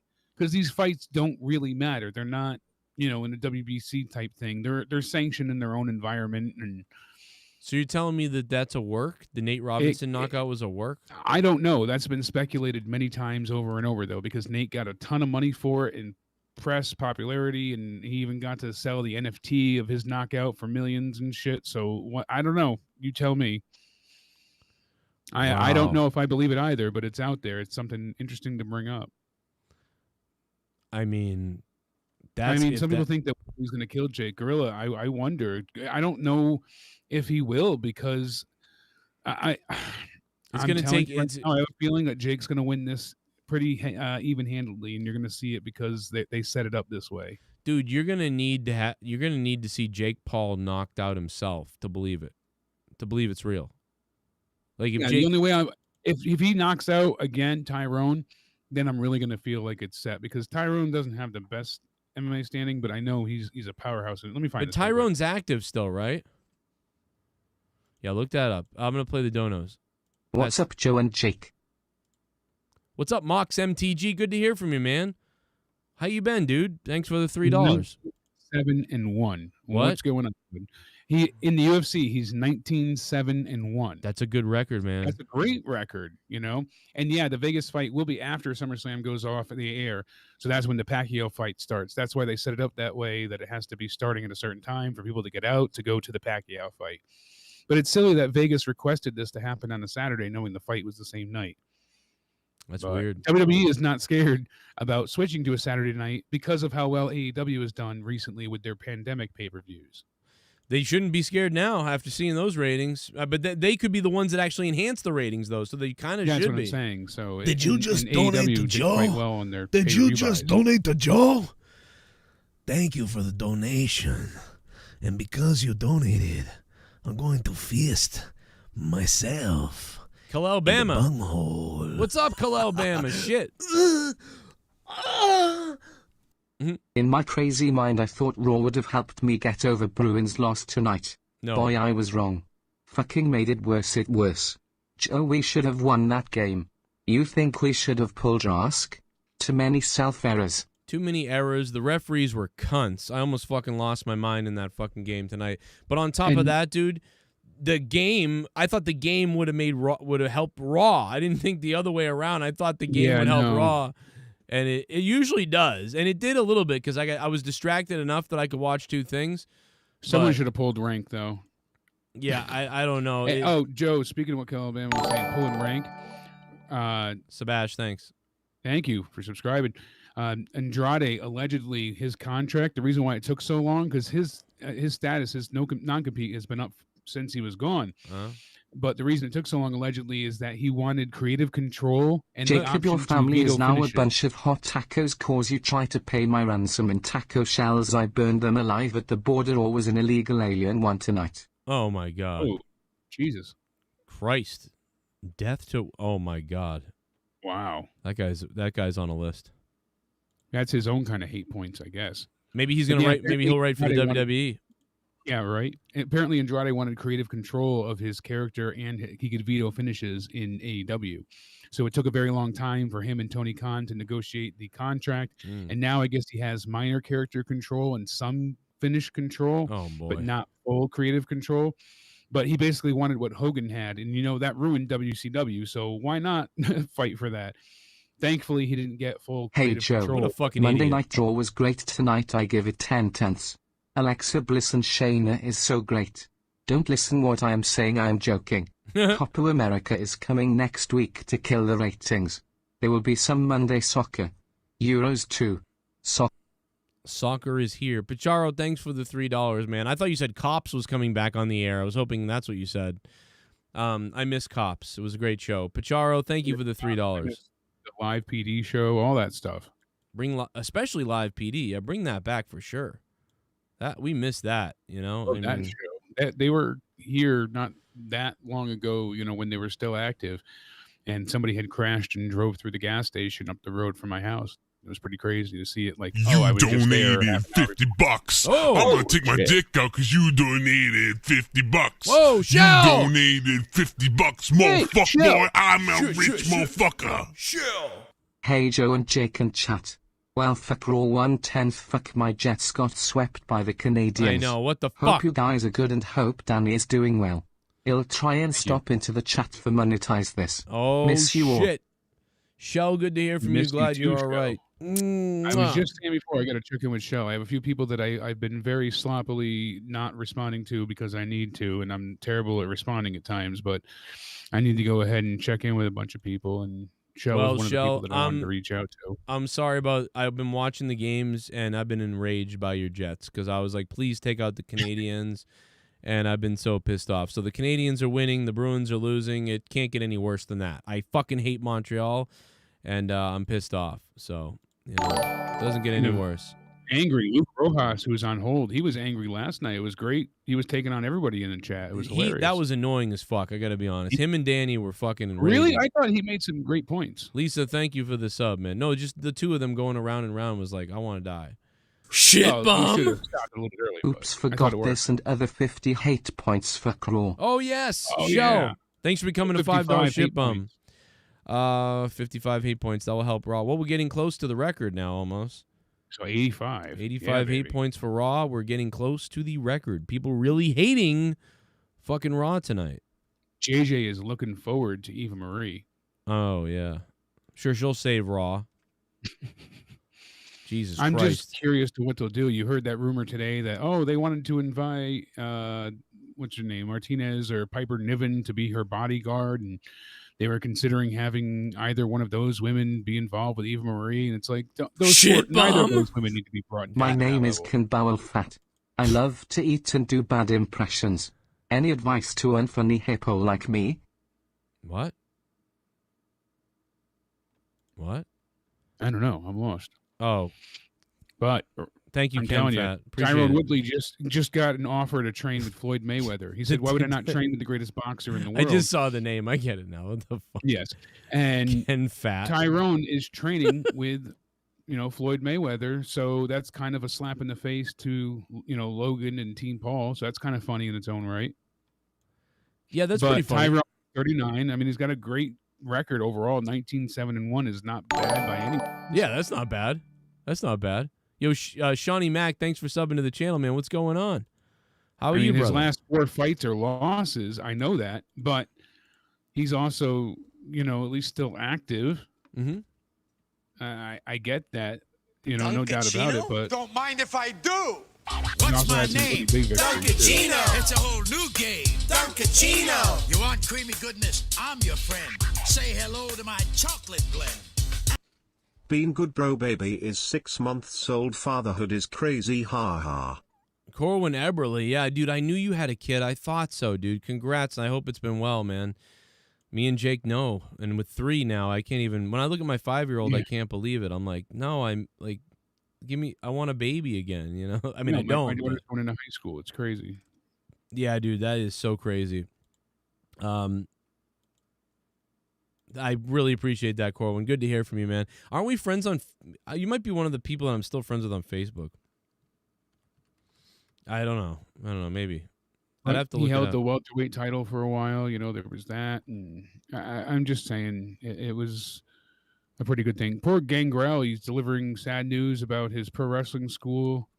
He said on Instagram that he's no longer part of Gangrel's Pro Wrestling Academy. He didn't say why or what happened, but he doesn't have the namesake. So it's very strange. It's weird. He says, I'm going to push forward. I'm looking forward to a brighter day, but he's no longer associated with GWA. So Wow. Gangrel's Wrestling Academy no longer has Gangrel, and they have the name. So Wow. it's weird. Maybe because he fucking couldn't teach Chris Van Vliet how to fucking take a goddamn DDT. And he was like, you know what? I'm a failure. Just chop the shit out of him. Do you remember that? Oh, yeah. That fucking DDT was like Chris Van Vliet's like, ow. And it's like really just fucking infused his spine. Like, dude. What a disaster that was. That was crazy. Oh, God. WWE also has nothing to do for Big E because they released Aleister Black, and that was their big plan for creative for the next 3 months. As you said, Basically, you it was said gonna that. go through SummerSlam. You literally said that, and I said that too, actually. But you went into it Yeah. like, "What the fuck is he gonna do now?" Because here's what they were doing. What is he gonna do? And you're right. It ruins fucking Big E. The dummies. He ruins a bunch of people that had storylines with other people, with the Riot Squad. It just happened SmackDown before. They were it's like all of it. Why not just rush right People were into another busy. one? Why not have someone hit Big E in the back of the head with something and be like, I'm coming for that title. All right, boom, they're right in another fucking thing, and just get going with Well, another one. You saw it because Big E wasn't used last week on SmackDown because they got rid of Aleister, and now and everybody's saying, oh, Vince McMahon hadn't signed off on Big E's next feud yet. That's why they're waiting because he hasn't figured out where he wants him to go now. They gave a bunch of ideas, but Vince hasn't decided. But Vince is also allegedly, from the news, very high on Big E. He wants him to do things, but he just doesn't know what yet. But it's like, dude, if you don't know what to do with Big E, it's like, then do something tonight with him. Like, have an open challenge. Have Big E go out and be like, well, obviously, I'd like some competition because I'm the Intercontinental Champion. Then cut a big promo about how he's whatever the fuck. And then have someone come out and then have a match, and that's it. At least that's a little exciting. Like, a little bit? Or, like, I don't know, bro. Like, what? Like, do something. Don't have the guy do nothing and take him off TV when he's got some kind of momentum.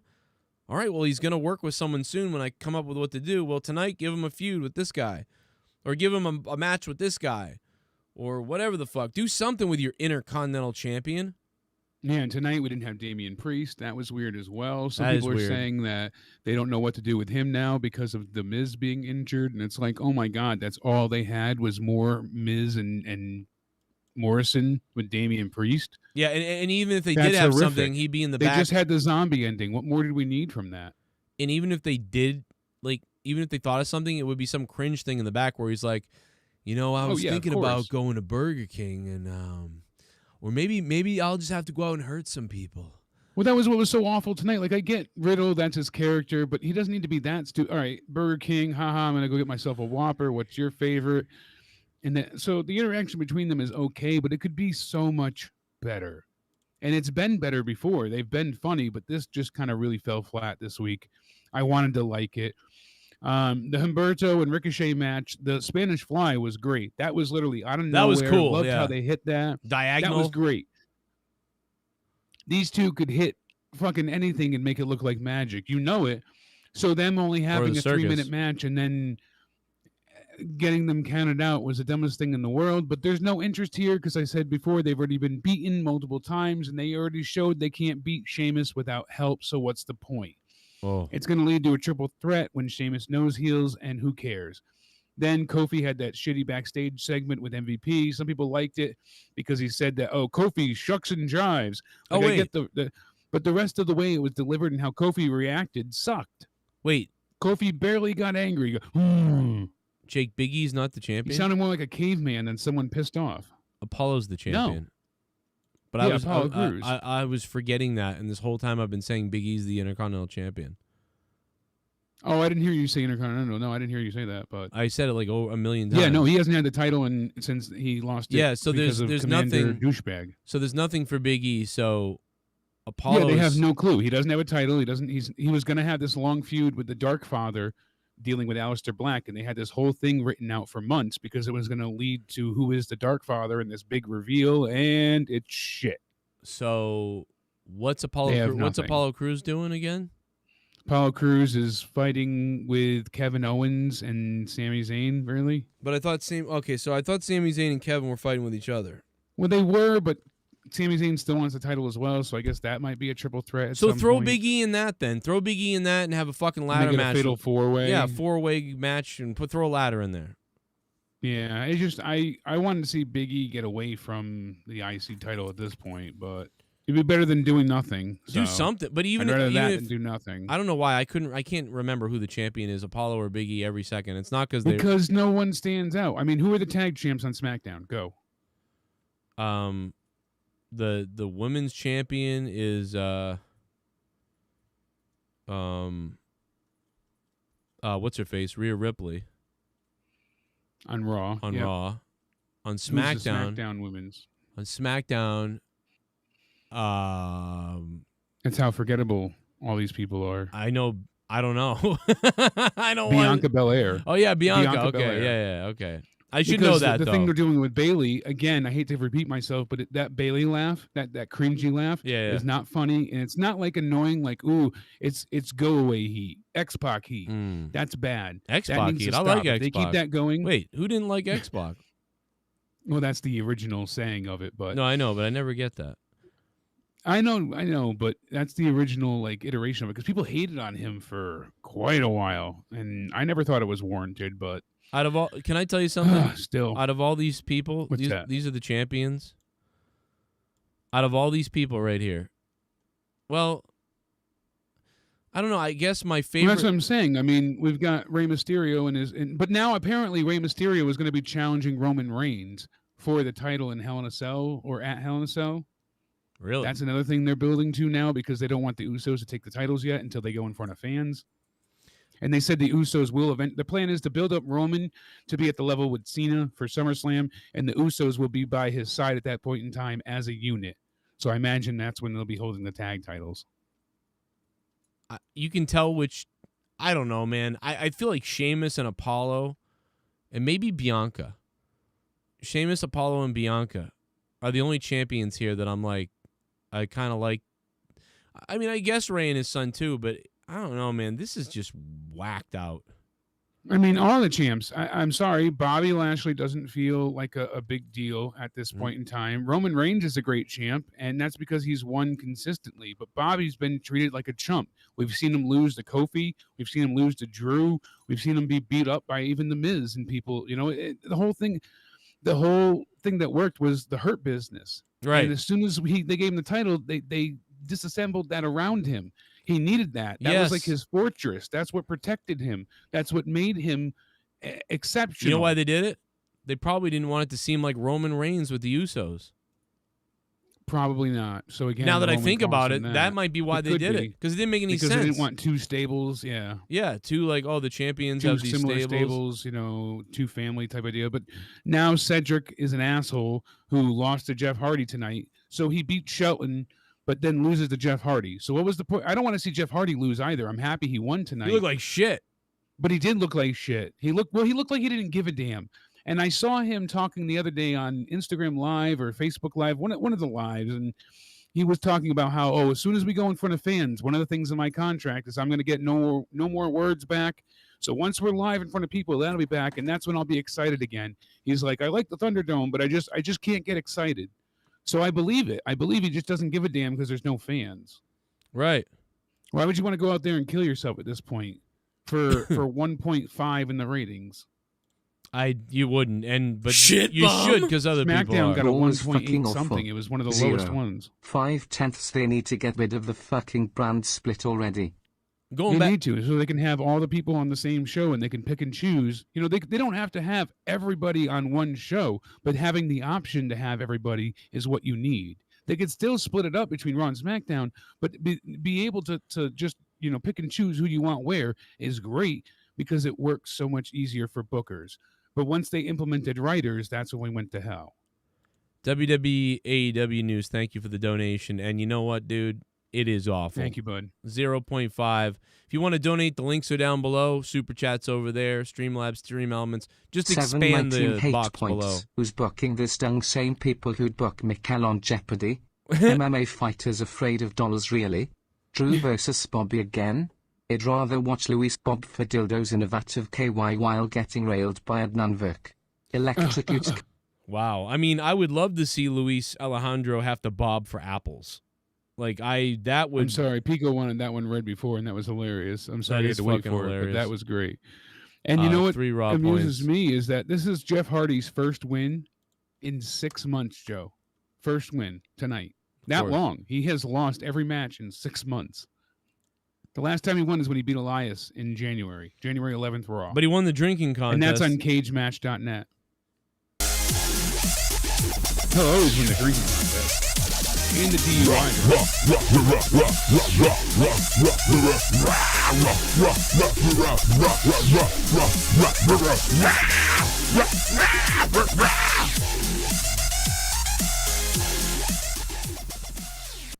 In the future Raw GM Joe, I will only push wrestlers who are under 5 feet tall. They will all have cat gimmicks. I will save Raw. Cat J Draw probably. GM. Wow. Yeah, they'll all do like meow things, like meow, like the movie Cats, and they all sodomize each other and eat each other's assholes out. Wow, that will be a Raw I'll watch. Let me tell you that. Kat, thank you so much for the donation. Shell is the top dog. She's back. Shit Feeling pretty Hell good. yeah, Shell is. You become a shit bomb. What's Yeah, up? JD Raw. Have you mentioned the Friday AU ratings yet? No more demo god. Yes, we did Yeah, earlier. we Yes. mentioned them right off the bat that they got 462,000 viewers last week. That was down 38%. They were not doing well in the demo either. So the viewership fell, like we said, 40% since the previous week, and 38% the week before that. So it's just down and down and down. They got a 0.28 in Daddy the Joe, I give Raw a 18 to 49 soiled graphic. 5 and 100 hate points and 300 points for your milk. Oh, Daddy Joe, thank you so much for that donation. You can only give 3 hate points because you did $3, but I definitely will put that $3 on file for you with the 91 right there. And I see all your other donations, guys. I don't see them actually. I hope there's a whole bunch over here. It looks like. Let me hit play and see what happens now. Yeah. Oh shit! Shell just resubbed on my Twitch account. Shelbrian just resubscribed for 13 months. Thank you so much. Shell, thank you for resubscribing on Twitch very much. That is awesome. Sith Negan. Sith_Negan just resubscribed for 26 months. Thank you, Sith, so much, man. He's like one of the biggest fucking helps and badasses ever in my community and as a supporter. Thank you so much, man. Are you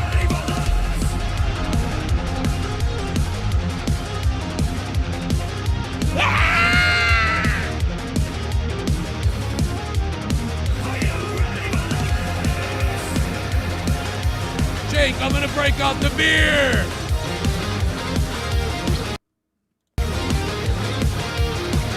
Are you ready for this? Very sad. Tip $5. Yeah. I think the WWE thinks that their woes will end once back on live loops.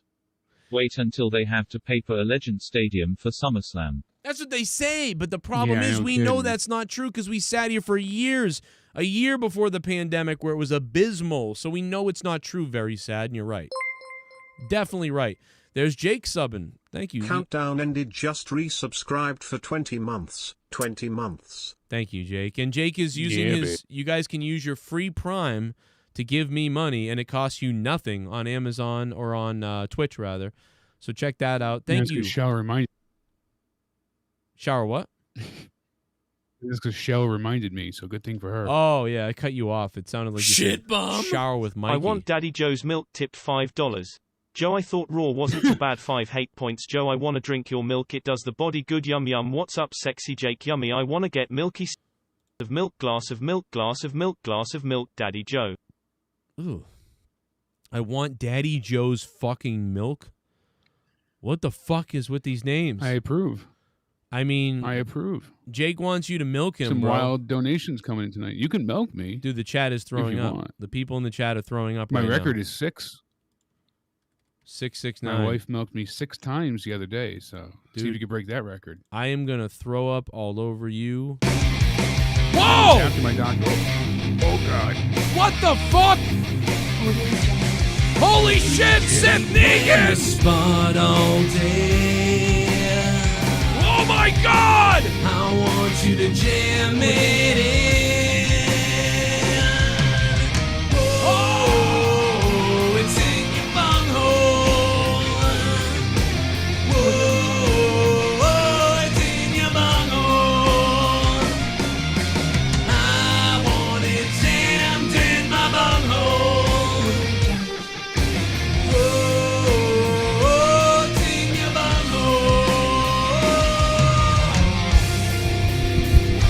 bunghole. Audio Jungle. Well. Look what the dark side dragged in. Whoa. This Omega bomb is for the big daddy of sexiness, the swooner dreamboat lover boy Jake DeMarco. Whoa! And as for you Sly Hustle J, 26 straight months as a $100 Patreon member. Whoa. What do you think about that?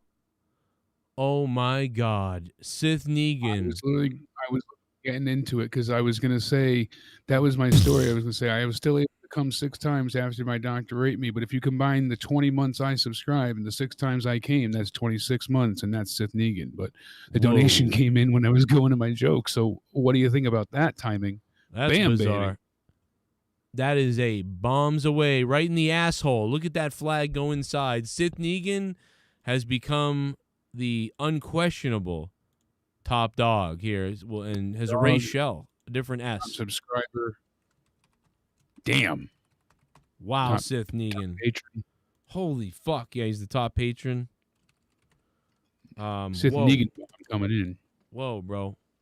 Holy fuckery, dude. Thank you, Sith. Holy fuck, man. Now we can buy Jake a new dick. Yeah.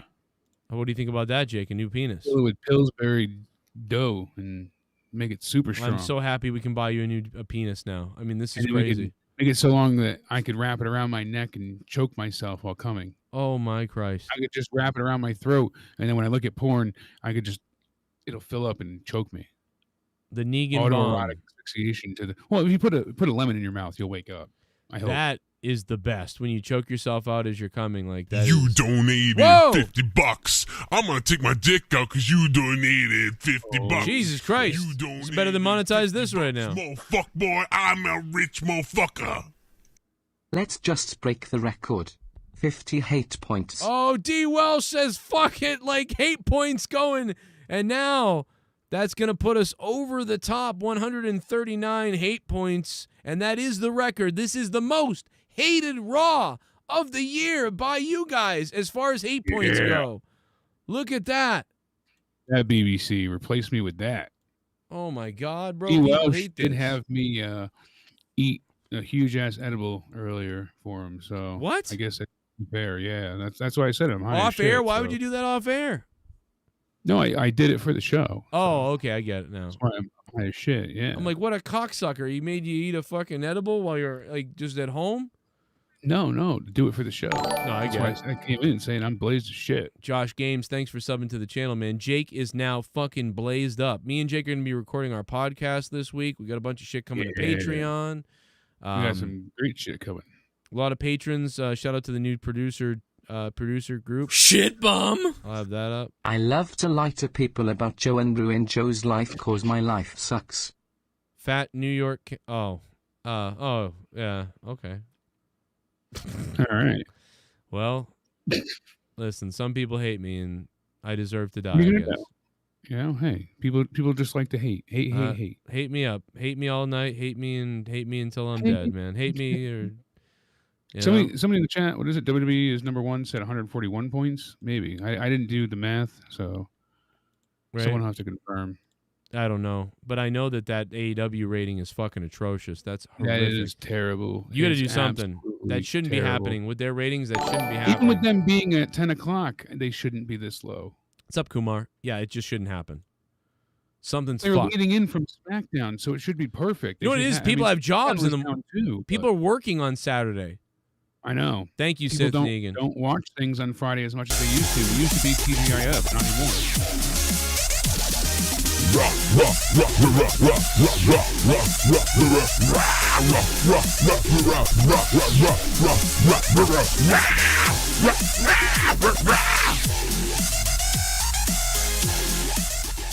Oh, am I on the hate points? Cluck duck fuck chuck spin around and bust a nut.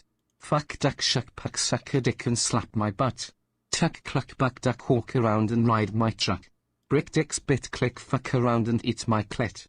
Stop hating on and shaming poor people. Not talking about Joe. Breadwinning polar bear. Stop shaming poor people. Not talking about Joe, though.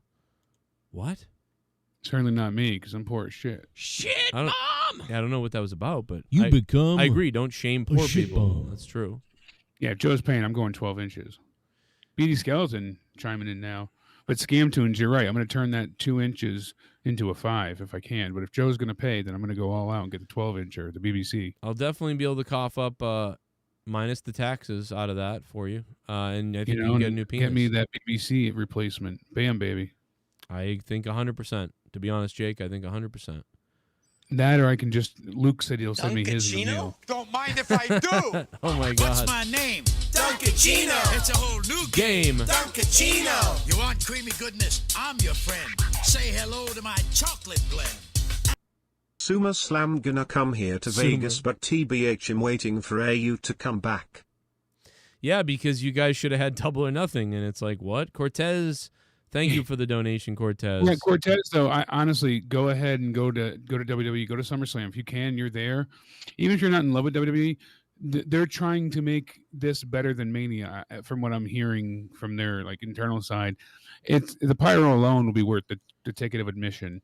And the pyro, Joe, it should be 141 hate points because 50 plus 91 is 141. I just fixed it. I'm retarded. Yeah, just letting you know. I'm retarded. I'm retarded. You're just following my lead. No, I'm retarded. That's all, baby. I'm retarded. That's why I'm on YouTube talking about wrestling. I mean, you have people that have left the performance center for WWE say that WWE is drilling it into their head that if you leave here, there is no life outside of WWE. You know, if you leave here, you're done. And they teach you when you're there. And a lot of fans don't know this. Dave Meltzer saying that when you leave, your life ends. And a lot of guys have left, especially the ones in AEW have gone, my life didn't end and I have a life still. I can make money. I'm not broke. You know, the indies exist. Yeah, everybody says that when they're on an interview later. Yeah, WWE beats it into your head repeatedly ad nauseum, kind of like a brainwashing thing. Exactly, that kind of effect that they instill anxiety and fear in you, thinking that if you leave them, the indies are done for. You will never make money. You won't eat. You won't be able to feed your family or pay your rent, and that's it. You need them to survive. That's a terrible mindset to have too. That's funny. Like I understand you don't want people to leave. You don't want to train them and have them go elsewhere. Right. But you should reward them for staying, not leaving. It should be their choice. Yeah, that's weird. They should be making a bigger deal out of people that stay and get through the program and rewarding. Oh, now you get the NXT and that kind of thing. not making them fearful for their livelihood. I don't know why. I just don't get it. I think that mindset. I think that. Do you really think? What do you think's going to happen with the crowds for a little while? How long do you think it's going to last? The honeymoon, you know?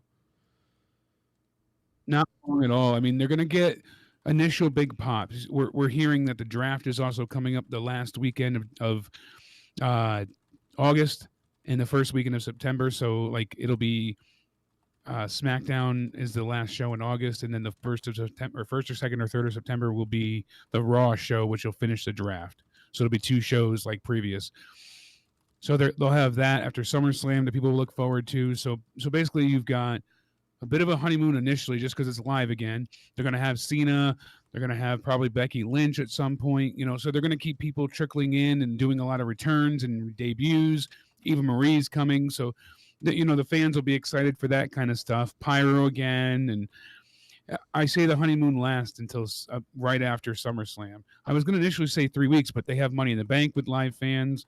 And then after that, they're going to build up to SummerSlam, and we're supposed to get Lesnar. We're supposed to get Cena for that. I think they're going to do a lot of big things to make it interesting. But once SummerSlam goes away, I think people are going to realize, hey, this sucks again. There's nothing left.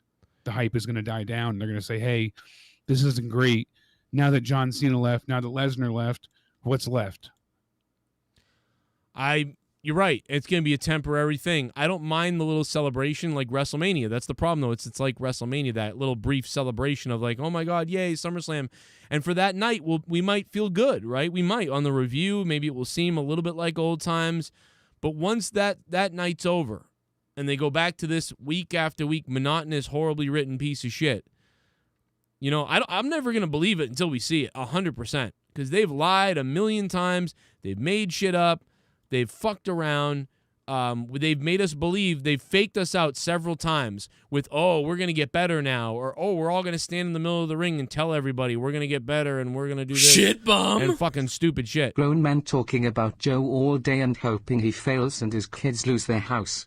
Sick people. What? They make up lies about you to take your donators. Horrible fat jealous grown men. No. Taking advantage of autistic donators with money so they can take income. Wow. Okay. Well, you said it. Fat mouth idiot. Thanks. All right, thank you for the donation. And Sith Negan wanted you to know, Joe, that Sir Sly Hustle J, I am instructed to tell you that add 200 more hate points to Raw for his Omega Bomb. Oh, my God. Sith Negan has really... We are beyond the record. Wow. We have broken the record. We grabbed a brass ring and used it to smash the glass ceiling. 341 fucking hate points. We have blown the record away, Sith Negan. Holy shit. Thank you, fat idiot New York guy, whatever that was, but okay. Sith Negan with the $200 bomb. He is the top dog, and now he set the record for hate points. This fucking show is that fucking hated.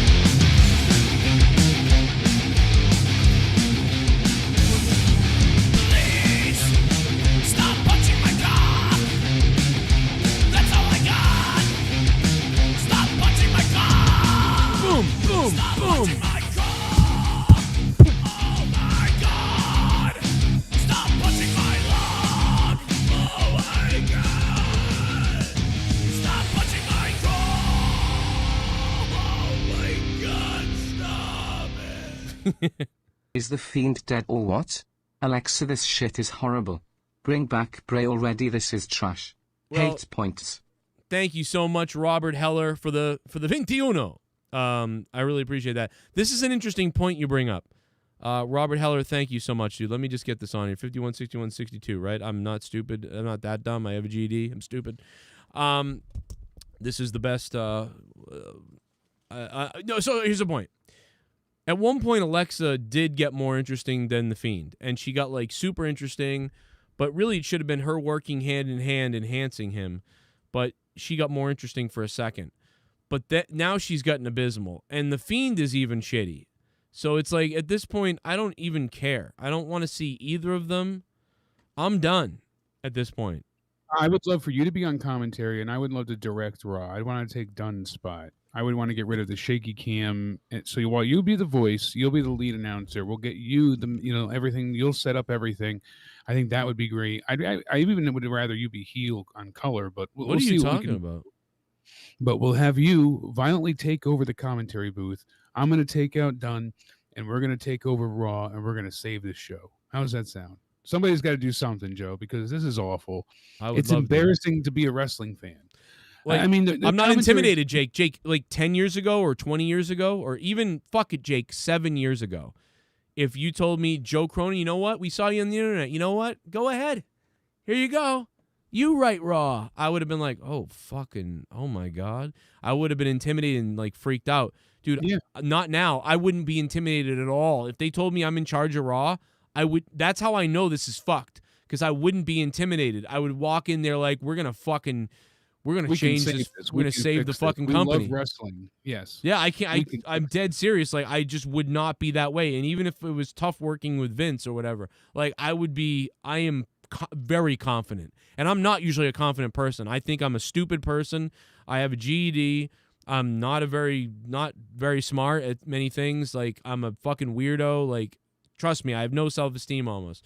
But I would have full-on confidence that we would increase the ratings and make a better show. Like, 100%. You and I will take care of creative. He'll be the head. You'll be the head commentary. I'll take over, directing, because I'm so tired of the shaky cam and the jumping up and down and the terrible commercial breaks and when they lead in. I'd love to change that. Oh, no more commercial breaks for the main event. I'd make it work. Even if they have to talk about Mountain Dew every 30 seconds, Joe, and even if you have to gargle it, we'll find a way. I'll gargle the Mountain Dew and do the promos. Hey, the new announcer, what I can say about the new announcer now that we've heard him for a while is that he's not bad. He's not bad. And in fact, he has a little bit of that. Funny with Sheamus as well. He has a little bit of that flair that I like too about him. You know what I mean? But he doesn't stand out to me either, though. But he's very basic. He's very common. But that's how low the bar is at this point. But he's better though than he's better than Tom Phillips, and he's better than Michael Cole, and he's better than Verk was. So I have no complaints other than that he blends in. Adnan was really bad, and it showed that he had no idea what he was talking about. I mean, we're going to need a bigger boat is never going to leave my mind. Oh, my God. Woman's running around as a choo-choo train. Choo-choo. Why do you need a bigger boat? I get the Jaws reference, but my God, how does that make sense? Adnan, you're a fucking moron. Jimmy, I've listened to for years with MMA fights. He makes good calls. He's exciting. He has that kind of like Rogan-esque sound to him. Plus, he's knowledgeable usually about the sport. And he's done a good job making himself, more knowledgeable about recent wrestling. He's looked up a lot of things, and he hasn't mixed anything up so far that I've noticed. Yeah, I mean, he has said a few times, I'm not familiar with this, and someone will correct him, but he has not said anything and been like, oh, and it's been a huge botch. So that's impressive. You know why I'd be very confident if I was there, and why I wouldn't be afraid. And someone said, how would you handle the politics and all that stuff? Because I wouldn't be afraid. Because, like, if there was someone being shitty to me or politicking around, or if somebody was like, why, like, man, this guy's, like, you're being an idiot, this guy gets to take over everything or whatever, I would flip out. I would be like, yeah, I do get to take over everything. You know why? Because you're fucking suck. Because this show sucked dick before. Like, I admire all your hard work, everyone. You damn well you did a good job as far as hard work, but it was garbage. And so guess what? No, you're not going to shit on me who's coming in here, because what you guys were doing here was tanking the company. So we're going to shut up now and listen to what I have to say. We're not going to stand sideways and look at the TV like fucking retards. All right? Because the people at home wonder why you look weird, and it takes them out of it. Stop doing it. You're not doing it. We're not going to do this goofy shit. We're not going to have fucking Shayna Baszler try to act when she's fucking terrible at it. We're not going to have Matt Riddle be a complete retard. Like we're going to fix this shit. All right? My first act as director would be to get rid of the first hour. No more wrestling in the first hour. It would be Alexa's Playground, where she just does an erotic strip dance for 1 hour. That's Alexa's Playground. Then from 9 to 10, we have Raw. I like the idea of Alexa's Playground. And each week she can invite someone to play with her, and they can scissor and fork and, do stuff with Lily, whatever they want to do with the doll. That's cool. I'd tear that doll up. Well, maybe they can invite Xavier Woods to film it. You never know, but oh my God, wouldn't it be funny? Remember when they made fun of that? But wouldn't it be funny if That's pretty funny. Wouldn't it be funny if Xavier Woods was like filming the doll, like or something? I don't know. And they'd be like, "Wow, man, you're sick." But no, Alexis scissoring the doll, and then they just pan out, and you see Xavier naked, just squatting in that position. Filming. I mean, can you imagine? Do you think the New Day and the rap battle thing, they got that approved? Like they were like, let's bring that up, and because can you? It's hard to imagine. I'm shocked. That had to have been an on-the-fly thing. Yeah, I can't. I'm trying to picture I can't them. believe that anybody or Vince would allow them to bring up anything about those leaked videos with Paige. Yeah. Although Triple H has made jokes about Paige in press conferences, so that's true. And I'd apologize. Maybe they thought it was funny, and they thought the whole situation was funny. I guess they ended that up, really did upset Paige. Remember, she was really upset by the whole thing. I guess you're right. Rightfully that so. basically they thought it was funny and like they didn't care, which is okay because I think it's funny too, and I would have fucking said, "Fucking do it." But I guess they did think it's funny because why else would they have allowed? There's no way they didn't not know about it because those guys would have been like, "We have to." They had to do something, and they just allowed it. I'm sure they did. They thought, "Oh, this will pop a rating, or this will pop the crowd." Sure. Remember you said a couple weeks ago there was a rumor that Alexa Bliss is going to take on Lily at a Hell in a Cell or something like that? Didn't you say that? Oh, not Alexa Bliss. Shayna Baszler. Yeah, she'll take on Lily. Yeah. So we're just ripping you off now. No, I'm not trying to bring that up. I'm just kind of playing this because it's funny because I wrestled a bear. But so they're gonna, because everyone's done this, you know. Yeah, we heard this a few weeks back. I talked to you about it, and I was like, "Isn't that crazy?" And yeah, I mean, and Donald, I'm wearing my NXT shirt. I'm just trying to show that I'm not afraid to wrestle an inanimate object either. But I'm just saying, Shayna Baszler may have to wrestle Lily. What do you think about that? Do you think that's going to be good if they do something like that? That is going to be horrible because they're not going to do it in a way that's funny, that we would find comical. They'll do it in either it's going to be very cringy and stupid, or they're going to do it where it's like she's supposed to be serious and over the top and actually afraid of it, and that's going to be even worse.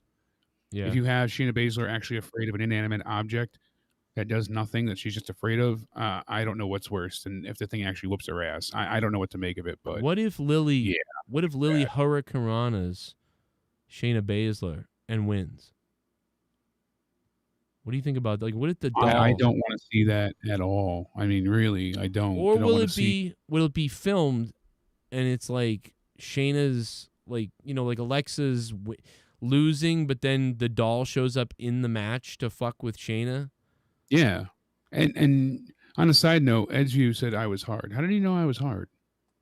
Well, because he can smell a white cock from Japan. I mean, Jesus. He can smell a white cock from Japan. I'm telling you right now. I guarantee. Oh my God. Oh my God. Oh my God. Look at that thing. It's huge. Did anyone see Jake's dong? How did he know I was hard? I mean, Jesus, I just get up and fix my underwear, but how did he know? I can't believe that he can see that. And you have one of the thickest I've ever seen in my entire life. I don't know how he knew, but Edgeview's spine, I mean, he must have hacked one of my cameras. Look at you getting your ass whipped by that bear there. Well, I'm telling you that I'm thinking Lily can win this. No, Lily's going to transform into Nikki Cross.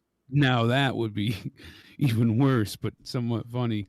Edgeview says he can smell it across the sea, so you were right, Joe. You nailed it. Oh, my God. Look at you there, rolling in the ring about to whoop his ass. Well, get him. I got back in the time for a count of 9, so yep. And where's Teddy Goods? Now look at this back suplex. Ooh, bam! Unbelievable right there on the back super. Now this is where I'm starting to get a little tired. I'll be honest, getting a little tired. Hadn't done any exercising in months. Came out here, had to wrestle a bear, which is crazy for that bear to be alive. Taking the bear in the corner. I mean, this is a really tough. People don't understand how tough it is to climb the ropes when you're wearing weird platform wallabies. And now that was a shot to the balls, and the ref doesn't do anything. Now the RKO and the ref didn't see the shot to the nuts, or he doesn't care. This ref is a piece of garbage. In fact, this bear gets what he deserves at the end because this ref. And what is he doing there? He stopped counting. It looked like. So I don't know whose side he's on. The bear, me. I'm not sure, but I know I don't think he's on mine because he got kicked. I got kicked in the balls, and the ref didn't give a shit. He didn't give a goddamn. He must be, trained by Rick Knox. He's a fucking horrible ref. Now watch this, what he gets that he deserves. Oh, he throws the bear. Oh, take that right to his face. Ref bump. Well, the bear did it, not you. Yeah, I mean, listen, the bear did it. The bear He should have been disqualified there. The bear was running away from you and jumped into the referee's arms, so it's his own fault. Cronin's outside. Oh, my goodness, no. What's he? The bear is trying to get away. Oh, my God, he's got Devious Dave Rose's bear mace. That's the bear. Oh, he's spraying him in the face. Give me a break. Now, that's what happens when you have a stupid referee. And the bear agreed Dave Rose's... The bear agreed to this match, to the referee. The bear agreed to the referee. That's all I'll say, is he agreed to the referee.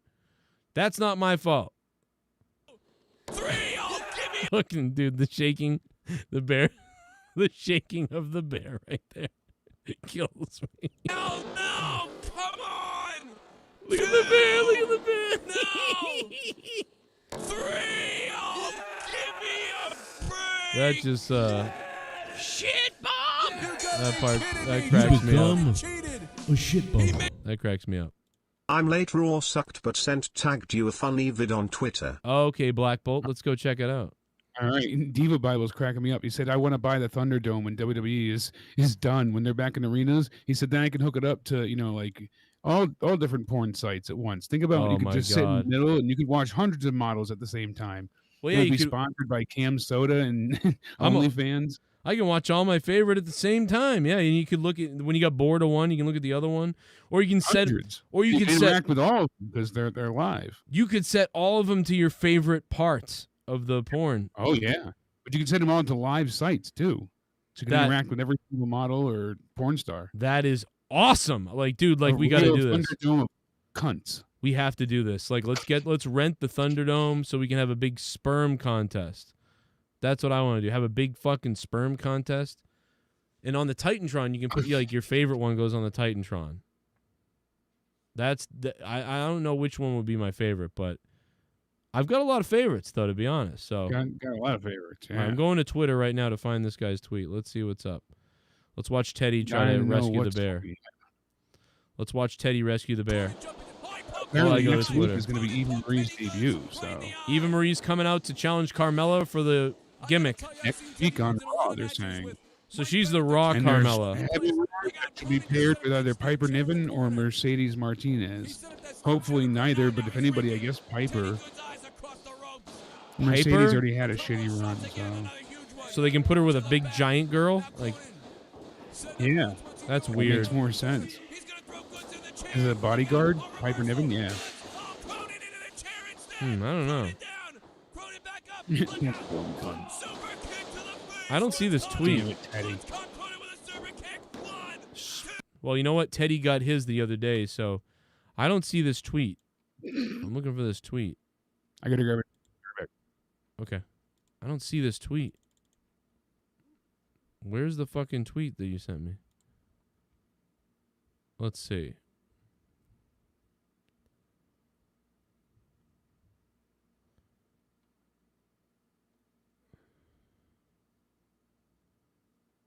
A black guy called an Asian man a ching, you know the word, at Washington Square protest, and then he says he can't be racist.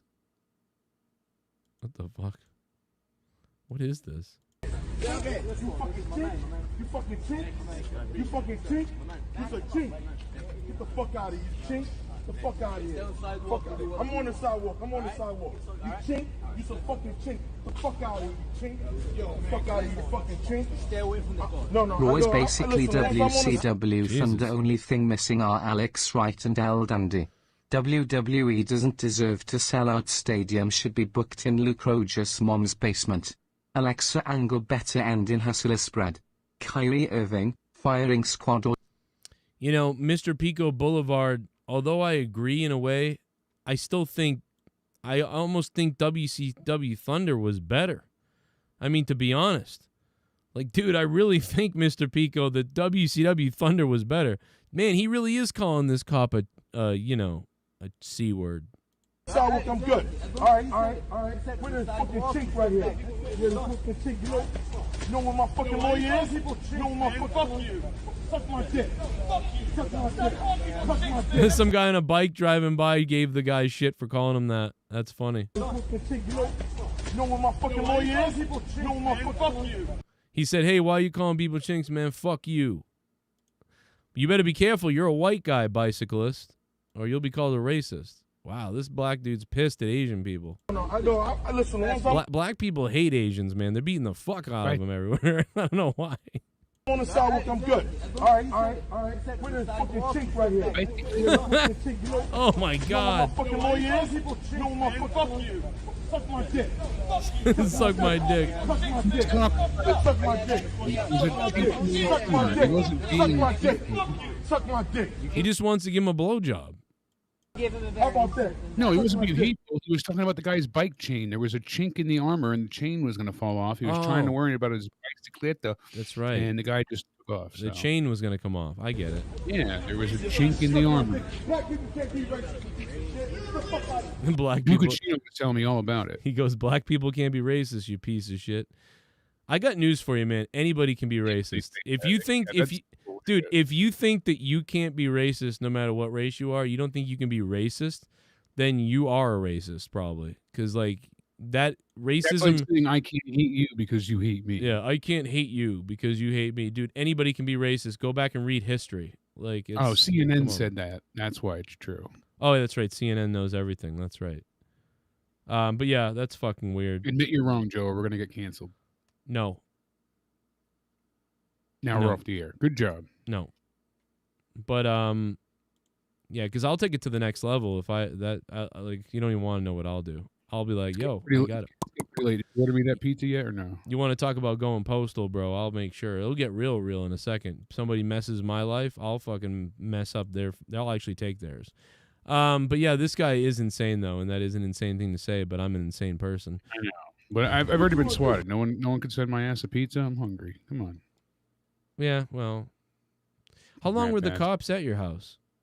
Not that long, thankfully. Huh. Like 20 minutes all in all. It was pretty. You should have told them when they were here, when they were at your house. You should have said, if you ever come back here and do anything like this, I'll fucking kill you. And like you should have stared at them. That ends real well. I've yelled at cops before. It doesn't end well. You should have stared at them and said, like, hey, you better find out who did this, because I will kill you the next time if you fucking point guns at my family over the internet. Bullshit. Like, if you guys are so good, I was going to try and shoot at my mom next time so I could get a lot of money and not have to deal with her, you know? See, I would have lost my mind. I would have said, like, listen, bro, you better find out who did it, or I'm going to fucking pay you back for you pointing guns at me. I'm just going to tell you right now. Yeah, well. Don't tell me you can't figure it out. Gaz says he wants sex and pizza. If you bring me pizza, I'll bring you sex. That's funny. They tried to figure it out, but I told you, the first time they did the wrong address and it went to the graveyard, right? I know I told you that. Yeah, no, that's pretty funny. They went to the graveyard. They shot a dead person. They swatted the cemetery. They swatted the cemetery. They showed up with guns on, like, some guys. I think that's the funniest thing. The cops told me that. They swatted the cemetery when they first did that. They didn't use them. They thought that somehow was my address. They used my name, but they swatted the cemetery. That's funny. They're like, wait a minute, this is a cemetery. What are we doing here? Well, they didn't know if someone was in there, like, holding someone hostage, or right. So they had to go through the whole thing as if it was real at first, but still, what bullshit. Unbelievable. What a nightmare. And all your conversations. Imagine that, have to sweep a cemetery at late at night, 1 a.m. You got to go through with your flashlights as a cop, all creeped out. You don't know if it's a real call, if people are dying, and fuck that. Do you think you were swatted because people thought it was because when my former co-host showed your number on the screen, that you thought that people thought that you were the guy, the bad guy? Well, what it was is that my number was tied to an article. Oh, yeah. My address at that time. So do you think, though, that people thought you were the bad guy? That's why it happened? Like, they didn't even know it was you, they thought? Oh, yeah, because it didn't say my name on the screen. It didn't, right. So they probably thought, like, oh, this is good what I'm doing. This guy sucks. But then it was you instead. Yeah, exactly. Because he thought he was doxing, I think it was YR or somebody else at that point. Yeah, But, so they thought like, oh, this guy's a piece of shit. I'm gonna do this. Like, yeah, that's it's just so because crazy. all conversations before that were recorded. Well, listen. Either way, let me tell you something. You know what needs to happen? What I'm waiting for, because there's been so many shootings and crazy things that have gone on. I'm waiting for like a sports athlete to assault another athlete. Do you know what I'm saying? Like an NBA player to shoot another NBA player. Like it's getting to that. It feels like because people Doesn't are it? getting so heated. Yeah, Yeah, people are getting so weird. I don't want to see it, but I could see that happening. Yeah, like I'm really wondering if we're gonna see that. Like we're gonna see like Carmelo Jones called Rashad Curry a cocksucker and said his girlfriend was a whore. That was the other day on social media. Things got heated in the parking lot this morning where it spilled over there. We have the video. The NBA has said that he's suspended indefinitely. Both men are suspended for this altercation, whatever. And then like the next year or in a couple months or whatever, they come back and one of them just shoots the other one on the court, like during the game. And it's like, well, it's happened between NFL players where they've attacked each other in clubs and shit. So right. But I'm waiting for it to happen live on TV. Oh yeah. I'm surprised we haven't seen.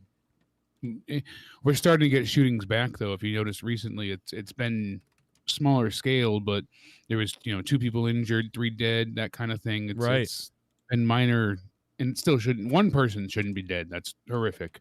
Right. And I hate saying minor because it's only 5 people. That breaks my heart to say, but it's not 50 children. So you're kind of like a bit of a win today. They didn't shoot out a kindergarten. Hooray.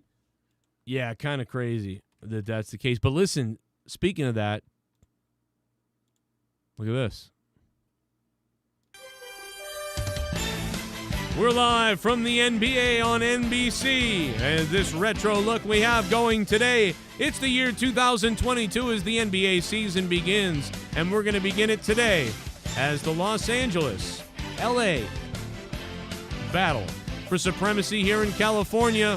Of course, there's been no love lost between these teams. The Lakers assured me earlier today that they were ready for the game despite some of the conversations in the media. But now we go courtside to our own Jim Jones, who's standing by with some of the players. Jim. Well, it's great to be here at another NBA game, and there's a little bit of commotion going on over here. Sorry about this. We're going to try to get an interview with... Oh, my God! Oh, my God! Who's the cut now, motherfucker? Who's the cut now, motherfucker?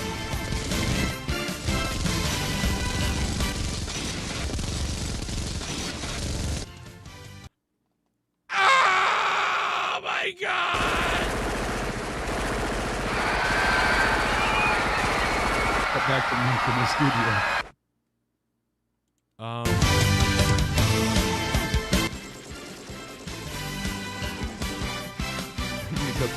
Hi, folks. He's just shell shocked, just like. We're back in the booth here, ladies and gentlemen. Something has been happening down at courtside. I don't want to speculate, so we're going to go to commercial right now. It's the NBA on NBC. Jim alive? Jim, can you hear us? I'm glad I'm up here in the booth. Let me tell you that. Looks like a war zone down there. I hope they killed Coach Collins. I hate that fucking guy. Oh, we're on the... Coach Collins has been shot in the testicles. He's being flown to Sinai Hospital right now for a dick transplant. Yeah. What's up, Chad? How you guys doing? Sorry, he'll likely survive. Ryback TV, baby. There's always a Ryback here. Raw over NBA. I don't know. Ron Artest shows up. Dude, you know what? We need Ron Artest. With all the fans that have been getting... like too aggressive, right? And even though Kyrie Irving's a piece of shit, with that fan that threw the water bottle here in Braintree, Massachusetts, we need another Ron Artest, right? We need a guy to go out there and be like, yeah, you want to throw shit at us, dude? I'm going to choke you. Like, we need NBA players to start going in the crowds and kicking ass again, just like the Bruins did in New York in the 70s. I mean, they went into the benches with skates on and beat the shit out of the New York crowd. I mean, we need... the Whalers used to have like full-on fights. It was crazy then. And The Whalers. There was a team before that too. Yeah. What, the Hartford Whalers or somebody else? A team before the Whalers too. Huh. I forget their name in New Haven, and they were infamous for fighting. People used to rip up the entire row of the seats in the Coliseum, the New Haven Coliseum, and beat the shit out of people with them. Like, it was nuts. I had seen some awful fights there. I know that then they were the Wolfpack. Were they the Knights? No, were they the Hawks? Were they the Nighthawks? I don't even know at this point. I couldn't tell you. Let's look it up. Yeah, because is it the Nighthawks? I think it's the Nighthawks or the Hawks or somebody. I remember that. Yeah, New Haven Nighthawks. Yep. You were right. Yep, that was one of them. And then they had the Beast in New Haven. That was wow. The That's Nighthawks. You remember that? I don't remember it really because like I was like 5, 3, and then we went. No, but you were even then after you were even less because they left in 87 to 92. Oh, 92. Okay, you're right. So so you're right. You were 5 and I was fucking 8. Yeah, and then New Haven had the Blades, the Nighthawks, the Senators, and then they went back to the Knights. So it was the Beast. I remember when they had that as well with their whole affiliate thing, and it was just. But they would have so many fights in that arena, and then they turned into the Bridgeport Sound Tigers, and then for the Major League, they actually had the Whalers, which then became the Wolfpack, and obviously they didn't go forward with that, but still. What would you give tonight, WWE, on a scale of 1 to 10 tonight, Jake? What's your rating? When I go like 0.5, it's like, oh, you're being, so pessimistic or down. But there was nothing that I enjoyed tonight. There wasn't any wrestling match. Rhea Ripley and Charlotte Flair taking on Asuka and Nikki Cross. I hate it when they pair opponents together. And, the odd couple, will they get along, won't they? Goddamn cat. And then, to have the match fall apart like it did, it was so easily expected.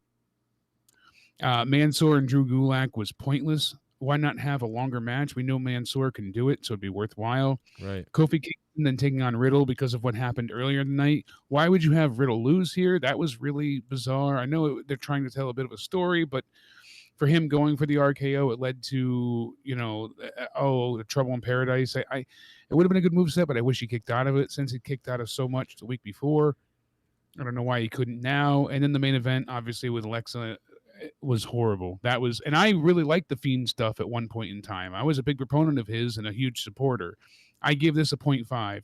There was literally 7 matches tonight, not one memorable. I didn't. The only thing I liked was a Spanish Fly and the Miz rolling down the hill in slow motion. That's a 0.5. Maybe a 1. Yeah, goddamn cat. A 0.5 gives me anxiety, so I am going to give it a 1, but garbage. I give it a 0. Really, I'd rather give it a 0 almost, but. Yeah, I'll give it a 1. But that's just to be a little different. I don't care. 0.5 sounds fine to me, too. It's a piece of shit show. Raw was a nightmare tonight. It broke the record in hate points from you guys. Shout out to you guys for that. Check out, we're going to have podcasts all week on Patreon, so look for that. If you're a patron on patreon.com/Joe Cronin Show, thank you for that. Sith Negan, top dog. Thank you, Sith Negan, so much for all the help. You gave Jake a chair. A lot of people don't know. Jake got a new chair from Sith Negan. So thank you to Sith Negan for that. We got 362 hate points to set the record. And that's really just about it, man. Shout out to everybody in the chat. Shout out to Steve Calan getting raw tarded. Jimmy Joyce, Broken Gazmania. Derek Hance, as always, Derek Hance. I hope you have a big one in your pants. Got Danny MT's getting weird in the chat, getting hard. TKO Rising, Glorious Eugene, Neo, and so many other people, man. There's so many people in the chat. Joe Bishop's in there tonight. Stealth Gaming's in there. Fucking Jimmy Joyce is wet. Shell tonight dropped some big ones. Shout out to Shell.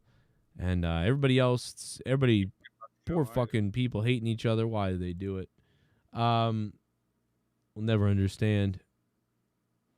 And I think that's just about it. Should I play the... No, I'm not. A couple more donations. Oh, E-Murder. Oh, yeah, I saw your suggestions for the new donation, Sith Negan. I'm working on that. I give Raw 2/10. It was terrible. Terrible, 2 out of 10. Holy fuck from E-Murder.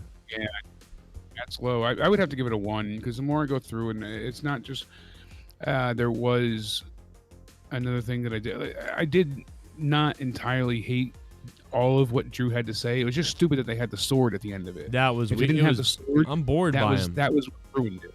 I am bored by it, but I like that they set it up that this is the last time. This is your last chance. No more, so long as I'm champion. So at least they are listening to the fans in that sense. Drew has to win here. No, I mean, like, my God. No, if they were listening to, I feel like if they were listening to the fans, it would have ended already. I feel like it ending now isn't listening to the fans. It's just they're finally ending it. Like maybe I'm just being grateful that it's ending. Maybe, but we thought it was ending the last time. Now they set it up in contract that that's it, you know. Yeah. And somehow they'll still, even though it's Hell in a Cell, he'll still get help from the outside or distraction. It'll protect Drew. Drew won't win the title though, and then we know Drew can beat Lesnar. So if Lashley beats Lesnar, then what? I don't know. We'll see. Well, that'll be interesting. Circle at that point, but I don't know what they get out of it. Don't mind if I do.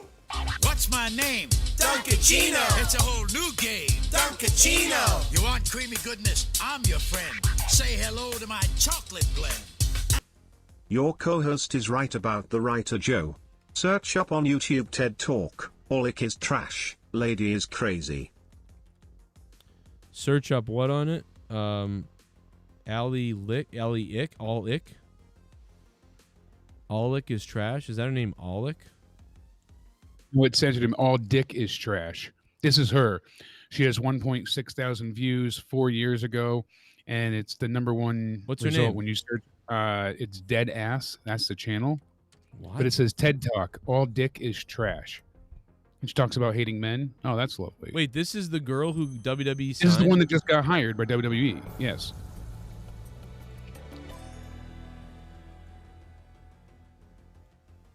TED Talk, how are we doing? How's everyone doing in Albuquerque? Great? Yeah, great to see you, Susan. You're looking wonderful. Is this a joke though, or is this sounds like comedy? This fake I don't people, know. there's people I laughing. have not seen it before, so I have no idea. Is this what you're talking about, dude? This is what chat says. So. Good morning. This is her? My name Yeah, is this is Millie Tamaris, Tamaris. and I'm a professional life coach. And I'm here to talk to you today about a problem that's affecting young women in our society. Young women are conditioned. Is she doing a Is she not doing a I think it's supposed to be a comedy thing, but it's now I'm starting to it's wonder. got a lot of dislikes, and I don't know if it's her using comedy as a shield, but sharing her opinions and then saying, "Oh, but it's also comedy," because some people in her comments have said that as well. I wonder, but people say that. I just want to. She said Let me the play top devil's comment says this advocate. lady has been hurt and is taking it out on all men through the medium of comedy. This lady is an involuntary celibate. You know, so she's just is she not new age women are mocking? mind fucked. Is she mocking SJWs? I don't think so. I think she is being herself and then just saying anytime she gets criticism, oh, it's comedy. Okay. At a very young age, to put their own goals. Because comedians I listen to get said that people say that, oh, they're using comedy Yeah, behind being racist.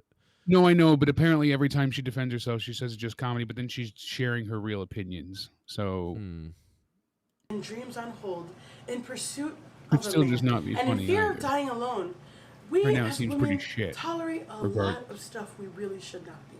Men are difficult. And this is why I'm here, to provide the young women of today with a paradigm shift. A shift in the way that we She think knows them. She knows AEW. I'm just kidding. of men will turn our lives into something great and change the way we think about ourselves and of each other. My groundbreaking philosophy will get you with your life back on track. And you can stop Well, I think this is clearly an act, but she also can't speak English. Let me go back. you with your life back on track. And you can With your life back on track. Like, this is supposed to be funny. Like, it really is. It's not that, It's not, though, and just her sharing her opinion. but it sounds like comedy because she's like mocking a TED Talk. And then she's even putting a fake crowd out there like they're bored, and she's being preachy. Like, I feel like this is a comedy. Stop waiting for a man and start living. My philosophy is that all dick is trash. Let me say it one more time because we need to let it marinate. Look at the shot of the crowd. All dick is trash. All dick is trash. Once you realize that, then you'll realize it's not worth it, ladies. You put up She's got a bad delivery. That's the problem. many It's uncomfortable an awful situations. delivery. It's supposed to be all an to actor. sleep It with doesn't him feel like it. And realize that it was just disappointing. Now, the key to this way of thinking is that See, and she labels it trash like you can- said, it's supposed to be an SNL type parody thing. Okay, I get that. But then she also it represents her real views, so it becomes like almost like a real TED talk in a sense. Do you understand what I'm saying? Like she's sharing her real opinion, Well, but that's she's why- also making a parody. That's so that's why why this it isn't got a funny. double meaning to it. It's not funny. On top of it, it's not funny. So men who can't keep it up. Men who just take way too long to come. And there you have it. That's our standard view. So okay, so I'm gonna just come out and say it. she just hates dick. But I'm just trying to say that I'm trying to put myself in her position, right? I don't know how old she is. I did some comedy. It sounds like her father, her uncle hurt her bad. I did comedy videos a long time ago on my old channel when I was probably her age, and they weren't that funny. Like, I was trying to be funny, and it was a little bit funny, but not really. And I did something just like that, where I was like, you know, it was kind of funny a little bit, but it wasn't really, and it was awkward. And now when I watch it, I'm like, ugh, like that wasn't funny. And so that video was from 2016 when she was much younger as well. And obvious to me, that's a joke. Now, she may, like you said, really believe these things now and really be an SJW. That's fine. But I'm just going on that video that I know that was comedy, and I know she was trying to be funny, and it wasn't funny. It wasn't put together well enough. All she had going for her was a good green screen. That was about it. The green screen looks great. Like, great job on the green screen. That's about it, though. And but it could have been funny. Like, she could have, like, all dick is trash could be hilarious. She could be like uncircumcised guys, like, what the fuck, bro? Like, your dick smells, you're gross, get out of here. Like, you know, that's, you know, and like you said, this is exactly what WWE wants on the microphone nowadays. It seems like what they're going for. She's like Nia Jax, like the writer of, is this the person who writes Nia Jax? Because this is what it feels like. Well, that's what we're going to get into. And I know we got to get out of here, but Cody asked me before, and he's going to kill me if I don't find out. I don't know the answer, surprisingly enough. If John Cena beats Roman Reigns and wins the Universal title, does that count for his title reigns? That, you know, for what he's going for to beat the record? Yeah, because they just count every world title, whatever. Because people were arguing on Twitter before, saying that the World Heavyweight Championship and the Universal title are two different things, and the WWE title were different. But they split and changed the lineage. They differentiated it so many times that I feel like both are on the same. Because Universal got spread off of the WWE title. You know, and it was because it was its own, and they made it up on its own, but they shouldn't really be it the just same. released the other title that they got rid of because they unified those. So they shouldn't be the same. And Ric Flair's won multiple world titles of different companies, so they all so counted. I guess it's just world title wins. Yeah, so I guess it does count because it's not one title that he won multiple times; it's multiple world title wins. So that's the record. Okay, so that's a great point. And listen, this. I'm sorry. I know she wasn't funny. I know that wasn't a funny video. I know it was cringy. But I'm just going to say it again. I made videos like that weren't funny like that. And I learned how to get funny. I'm saying that's not the issue that it's bad comedy, but I'm saying to me it seems like I made a TED Talk to share my feelings that I can also hide behind saying, oh, it's supposed to be comedy if people criticize it. I agree that she probably is using some of her real life feelings. Type of same sentiments on Twitter, not in joke form. Well, she seems she like just posts an a idiot. sentence like all men are evil, all men are dicks, all men, you know, you get that kind of shit on Twitter constantly. And then she says this kind of stuff. So it's like, oh yeah, it's a skit, but is it? Well, she sounds like an idiot. I don't know if she just sounds like an idiot no matter what.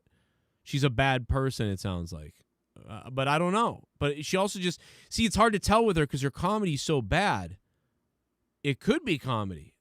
Like, it's so bad. You don't know it's comedy. That's the problem with all comedy. That's that show with that 40-year-old lady who dressed up like a boy and is in the show, and it's, like, not funny at all. And you're like, what is going on? Went to high school for her daughter. What? She went to high school as her daughter, and because the high school is wearing masks still, she wore a hoodie and mask and got away with it for quite a while. Whoa. Hear that? My cat's vomiting. That's lovely. My cat, my son's cat was in here with me a minute ago. Funny enough, that's funny. That our cats are attacking us. Apparently so. They know, Jake. Yeah, so she went to high school for her daughter. I don't know if it was like to take a test or something, but she eventually got found out because they posted it on social media and then she tried to say like, "Oh, I just did it to prove how bad security is," but really she, until she got she thought she was going to get away with it. So, right. Funny shit though. All right, well, we can only do one thing now, and that's go out with one of my cringy comedy things since we made fun of hers. Good night, Jake. I love you. Kisses. Kisses, baby. Shout out to Luis Antonio Alejandro for being here. There's a lot of people talking in the Discord. Shout out to everybody, man. Thanks for being here tonight. Really appreciate it. You sexy beast. You're all the boss. You're all the best. And as soon as I find this cover, as soon as I find what I'm looking for eventually here, still looking. Here we go. Finally found it. Want to make fun of myself now that we made fun of that lady. Hey, remember when I scared Gavin when he was a little baby? And it got 85,000 views on YouTube? Wow, my old channel is crazy. Wow, can you believe that this video I uploaded in 2011? I mean, I was uploading videos on YouTube in 2006 or 7, but wow, going back to 2011. Look, that's Gavin, bro. That's Gavin. All I did was come in the room with a bag on my head.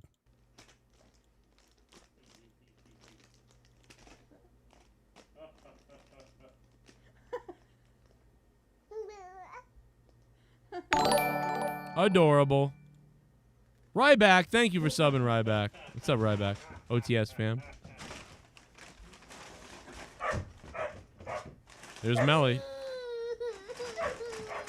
Oh, poor guy. I thought he was going to think it was funny, and instead he fucking freaked out.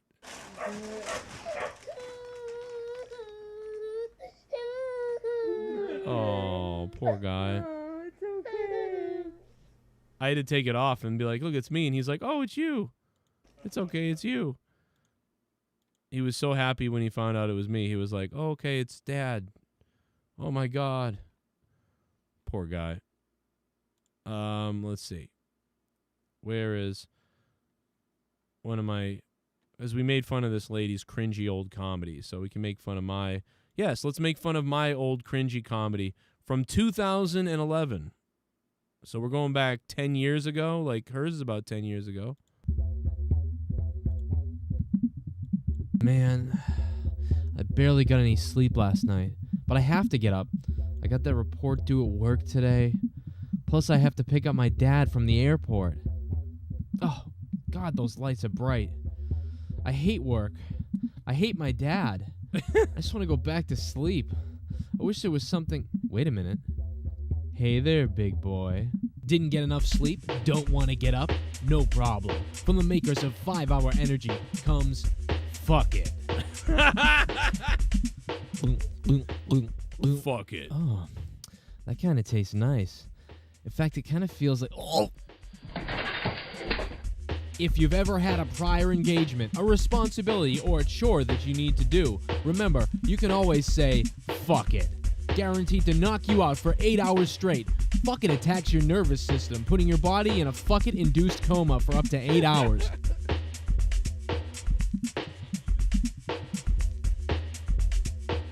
Honey, remember we have to go to Dylan's soccer game today.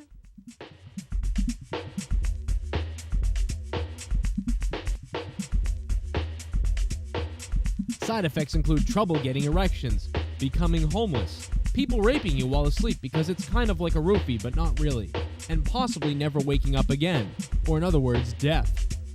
Never take fuck it with 5-hour energy, as your ass may explode. For more information, go to fuckit.com. I mean, it was kind of funny. Kind of. But my point is, you know, it's like that can happen to anybody, you know? You make cringy videos that are terrible, like this lady did. And people, like, I've made cringy comedy videos and people are like, you're a racist. And I'm like, I'm not a racist. It's comedy. So I don't want to be calling this lady racist when maybe she's trying to be this, like, SJW type of lady, which might be what she's doing. Or she's living the gimmick. I don't know. Maybe living the gimmick. I'm not sure. You know?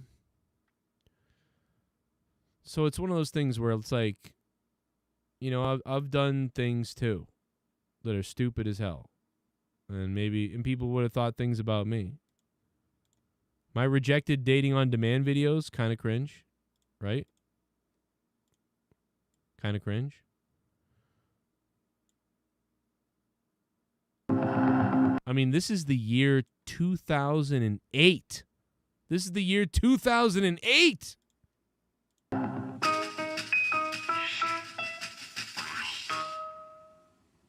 Well, you want me to talk into it? The fucking thing's got no cord. How the fuck?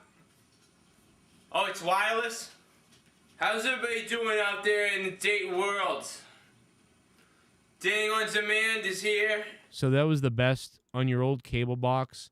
You could actually like look. I don't know if they still have this, but you could go on and like look through dating on demand, and there'd be like locals who would post their videos about, hey, I'm looking to hook up with these type of people, and you just go through the videos, and then you could go online and read their like email them and shit. It was fucking crazy. If you signed up for dating on demand as well, and they started all like that, it was just weird. I don't know. So I thought about like, well, remember Mad TV had the lowered expectations videos? So I was like, well, I'll do like the rejected dating on demand videos. I mean, these are fucking cringy, just like that lady's video. At the Gray's Bar in Boston, I mean, when you see this thing, you'll be interested. Oh yeah, that part's my dick. Like a fucking horse's cock. You know, hey, if it does, it might not last long, but you know what I mean. When you see this thing, you'll be interested. When you see my dick, you'll be interested. I like a girl who's, I pretty much like women who've got like a big fucking rack of titties, with their fucking nipples pinging out all the time, and they gotta have an ass, a fucking ass you could fucking. It's been a little hard to get a girlfriend, you know, ever since the AIDS, but I'm still trying.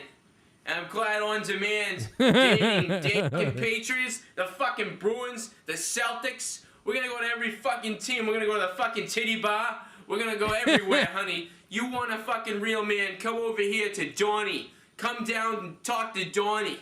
Fucking, what do you gotta click my fucking picture on the TV or go to my goddamn website or whatever? Cause me and you, girl, when I find you, we're gonna fucking have a fucking ball.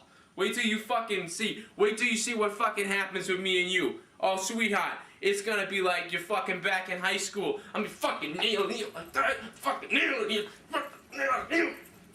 I guess what I'm saying is, I'm lonely. Wow. All right, I'm lonely. I just want a girl to suck my cock. Suck my cock, please. Please. Please, if you're out there, suck my cock. Please, suck my cock. No, hey, don't take that. What the hell are you doing? I mean, it gets pretty bad, right? And most of the videos I deleted, right? And they're all privated. But we tried, right? I mean, I tried. I even, you know, I still think my trolling on YouTube, my trolling videos that I used to do were the funniest things because, like, they were real life trolls, like where people were like, "We're looking for we need a left wing for the local men's hockey team, D League, whatever, C League, I think it was. Yeah, it was a C. I think it was C. And they were like, we need a winger or whatever, somebody with blah blah blah blah, and we're a fast team, fast league. Make sure you blah blah, and please post your videos or come down for the tryout." So I posted a video where I was just acting like a shithead, and it was like that was always hilarious to me. You know, you're Donnie from That's My Boy. Well, that movie actually came out after that, right? Donnie came. That's My Boy. When did That's My Boy come out? Didn't That's My Boy come out in like 2012 or 11 or something? That video was from 2008, but that character was always an Adam Sandler character. But yeah, I gotta believe the video where I said I was a hockey player, and I posted it to the ENHLS board or whatever. Dude, it got 300 hits. So I know like almost 300 professional, like, or not professional, but like 300 grown adult men who were on hockey teams watched the video, and I just hope to God they saw it. I'm looking for a team. Let's do this.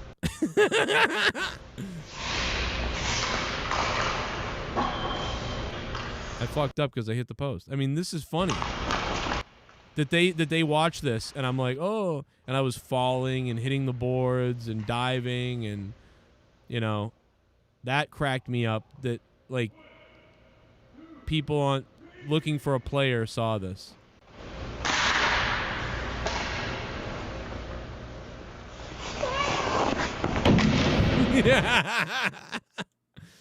Oh man, and then I couldn't help it. I think it's funny, and then I couldn't help it at the very end of the video. I actually got a little more serious, but like I really was trying to just make someone click the video and be like, "Oh my god, what the fuck is this?" I mean, this type of shit cracks me up. Third time's a charm. I said third time's a charm because I was supposed to fucking miss the net, and I kept hitting the post. Oh no, I was supposed to get that's what it was. I was supposed to get the puck in the net, and I kept hitting the post and missing, but my goal was to hit the post every time, and I kept hitting it. But I think I fucked up because I hit the post and was happy that I hit the post for the third time when I should have been upset.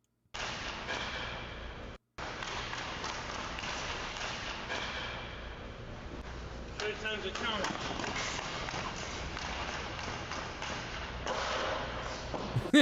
See? Oh man, dude, I wanted someone to see that video and just be like, it said serious submissions only. And I think the thing that said serious submissions only is what made me go, oh my God, I'm going to send them a video of me like being a fucking loser. And I just thought the idea of that was funny. What's up? What's up, Jacob? Man, coming late to the party. Go back and watch the rest of this. But yeah, I mean, I had some cringe videos too, so, you know, it's hard to say. My backyard wrestling videos are kind of cringe, so what are you going to do? That's really all I got to say about anything. I think we beat a dead horse with everything here. There's really nothing else left to talk about. Except for to make fun of me for this. Because it's funny. Oh, no, that's not funny. I was looking for something funny to leave with. But I don't think there is anything funny to leave with. No, I don't think there is anything, no. There's Diablo 3 is down. Yeah, there's really nothing else, I don't think. There's a lot of other videos that I deleted, so there are probably a lot of funny ones that we can't even play now. Yeah, most of them you just can't even play now. Like, to be honest, because everything is so fucked.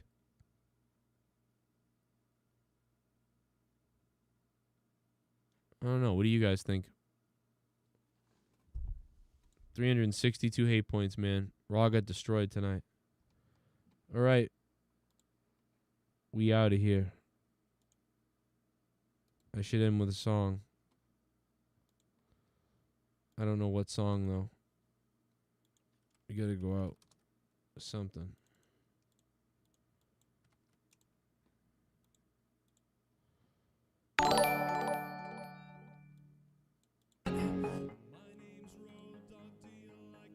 Chris Hussein, thank you very much for subbing. Is it Chris Hossin or Chris Hussein? I can't see. Can't see it. Fuck. See the Chris part, though.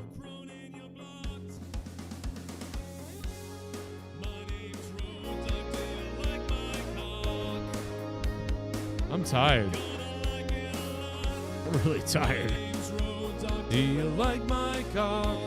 Thanks, Sith Negan, and everybody else. You're all beasts.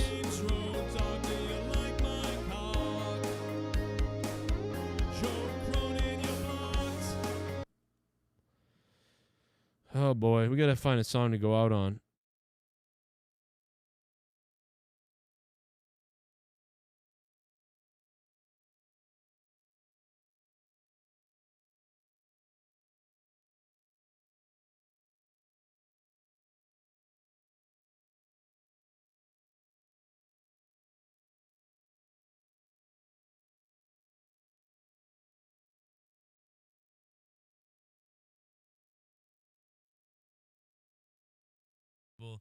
And basically now that, so I'm gonna leave the.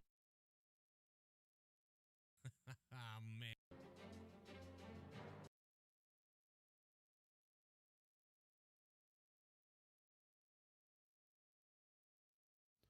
Can't find a fucking song I wanted. Fuck. All right, we're out of here.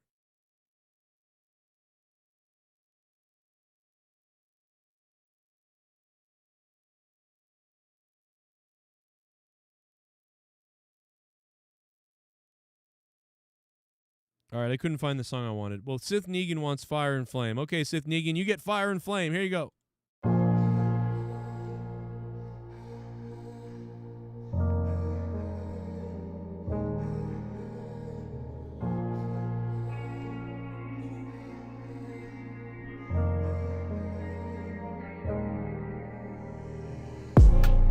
I always dreamed of you and me.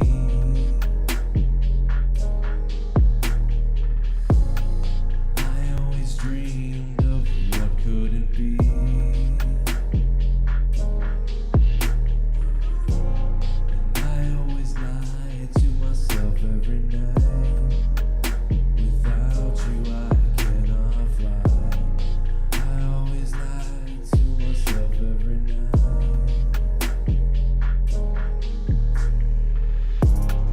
We could be fire, we could be flame. Such a shame. We could be fire, we could be flame. But it's such a shame. We could be fire, we could be flame. It's such a shame. We could be fire. It's such a shame.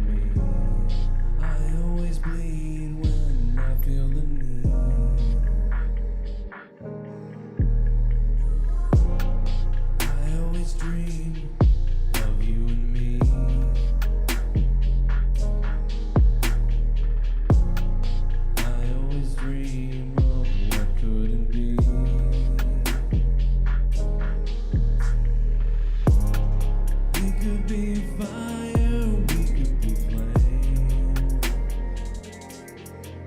Such a shame. We could be fire, we could be flame. Oh, it's such a shame.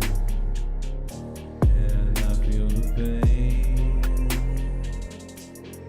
It's such a shame. I feel the pain.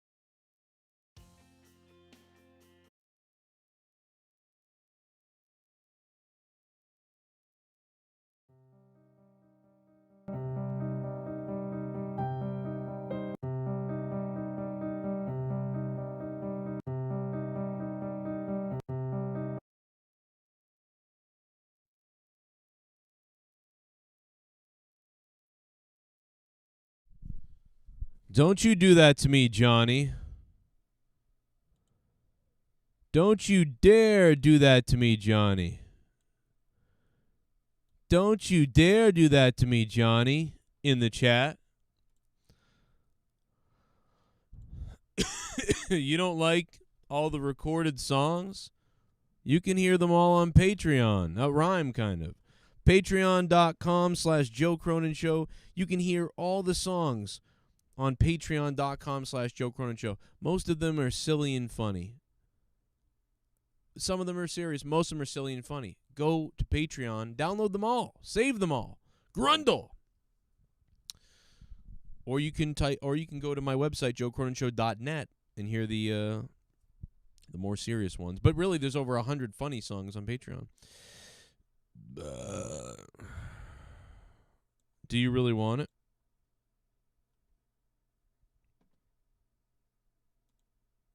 Like, do you really want to go there?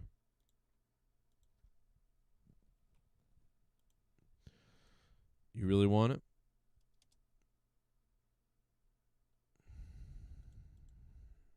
You want me to do it live?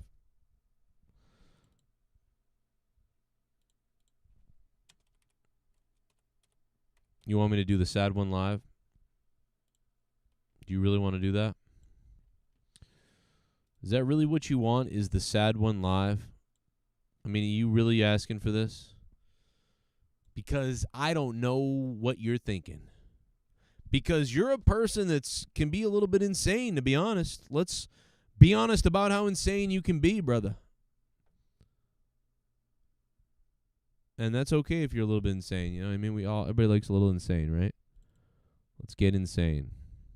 You want it live?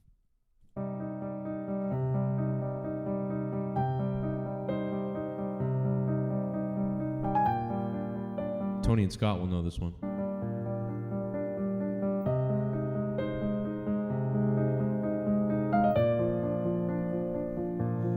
I might be my only friend.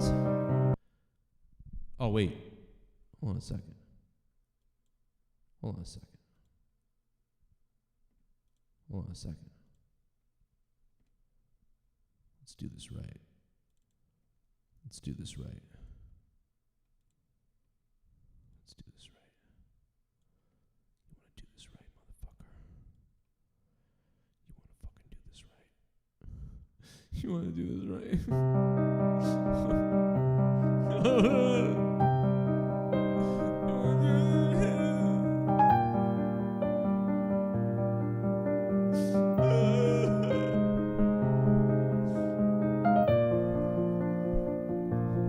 I might be my only friend until the end.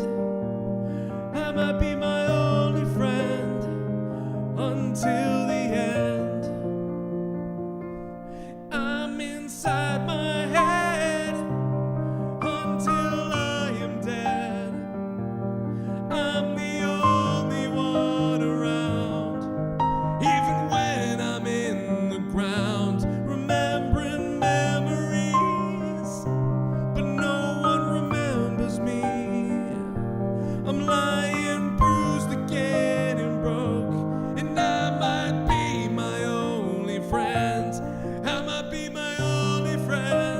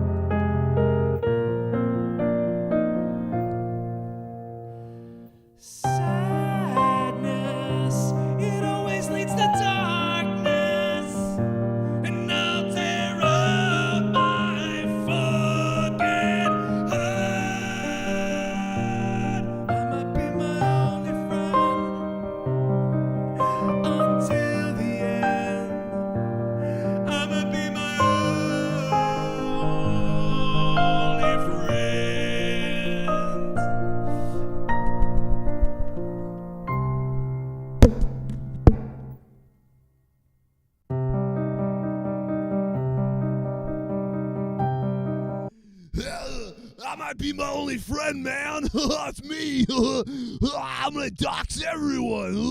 Yeah, man. Yeah, man. I got all your IP addresses, man. Yeah, man. I'm fucking...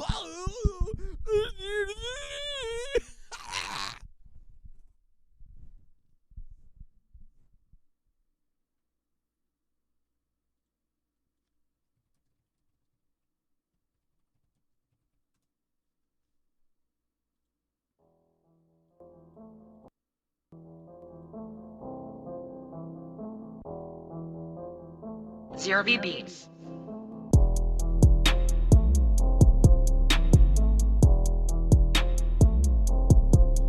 I pick up a mic, I'm killing you at night. I put a bullet in your face and I pop the tires on your bike.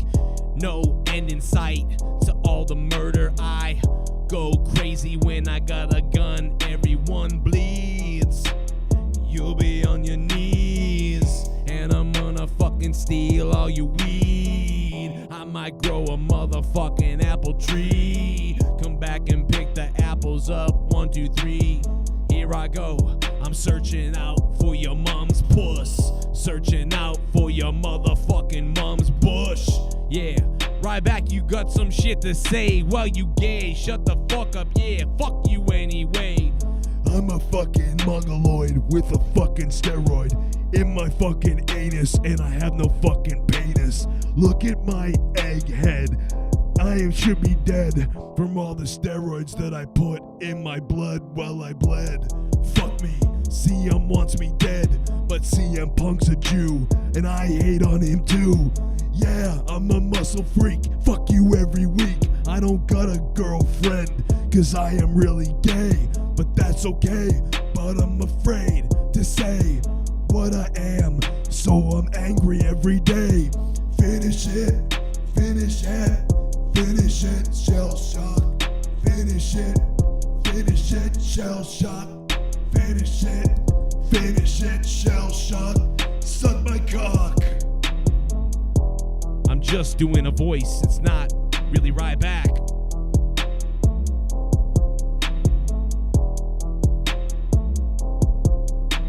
So relax in the chat. Don't talk smack. I'm so damn white that my dick is 2 inches long. What am I doing? This is one of those nights where I go to end the show and then just all hell breaks loose. I don't know what the fuck's wrong with me.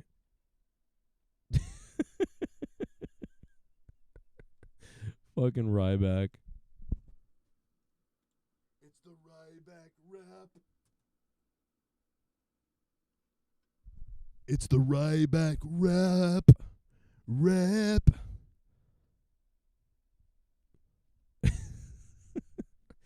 Because I'm living rent free. I don't know, man. There's a lot of shit that fucking last song made me crack up. That piano fucking. I'ma be my only friend. Oh my god, dude! This should be a guy like chopping his own dick off to that song. Remember this guy? Fuck my ass. I just creamed. I just steamed. I'm shooting the laser beam. I just shit my fucking pants. Fuck my ass. I just creamed. I just steamed. I'm shooting the laser beam. I just shit. Remember that was on the rant line? That guy recorded that for Monetize This on the rant line, and it fucking murdered me. Fuck my ass. I just creamed. I just steamed. I'm shooting the laser beam.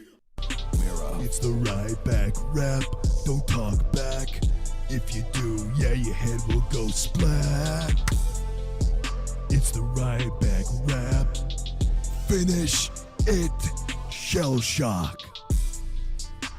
Superman is what women call my dick. In the bedroom, it is large and in charge. Yeah, it's the Ryback rap. Yeah, it's the Ryback rap. I'm coming for that ass. Yeah, so join my fitness class. It's the Ryback rap. It's the Ryback rap. Don't talk back. If you do, yeah, your head will go splat. It's the Ryback rap. Finish it. Shell shock. Superman is what women call my dick. In the bedroom, it is large and in charge. Yeah, it's the Ryback rap. Yeah, it's the Ryback rap. I'm coming for that ass. Yeah, so join my fitness class.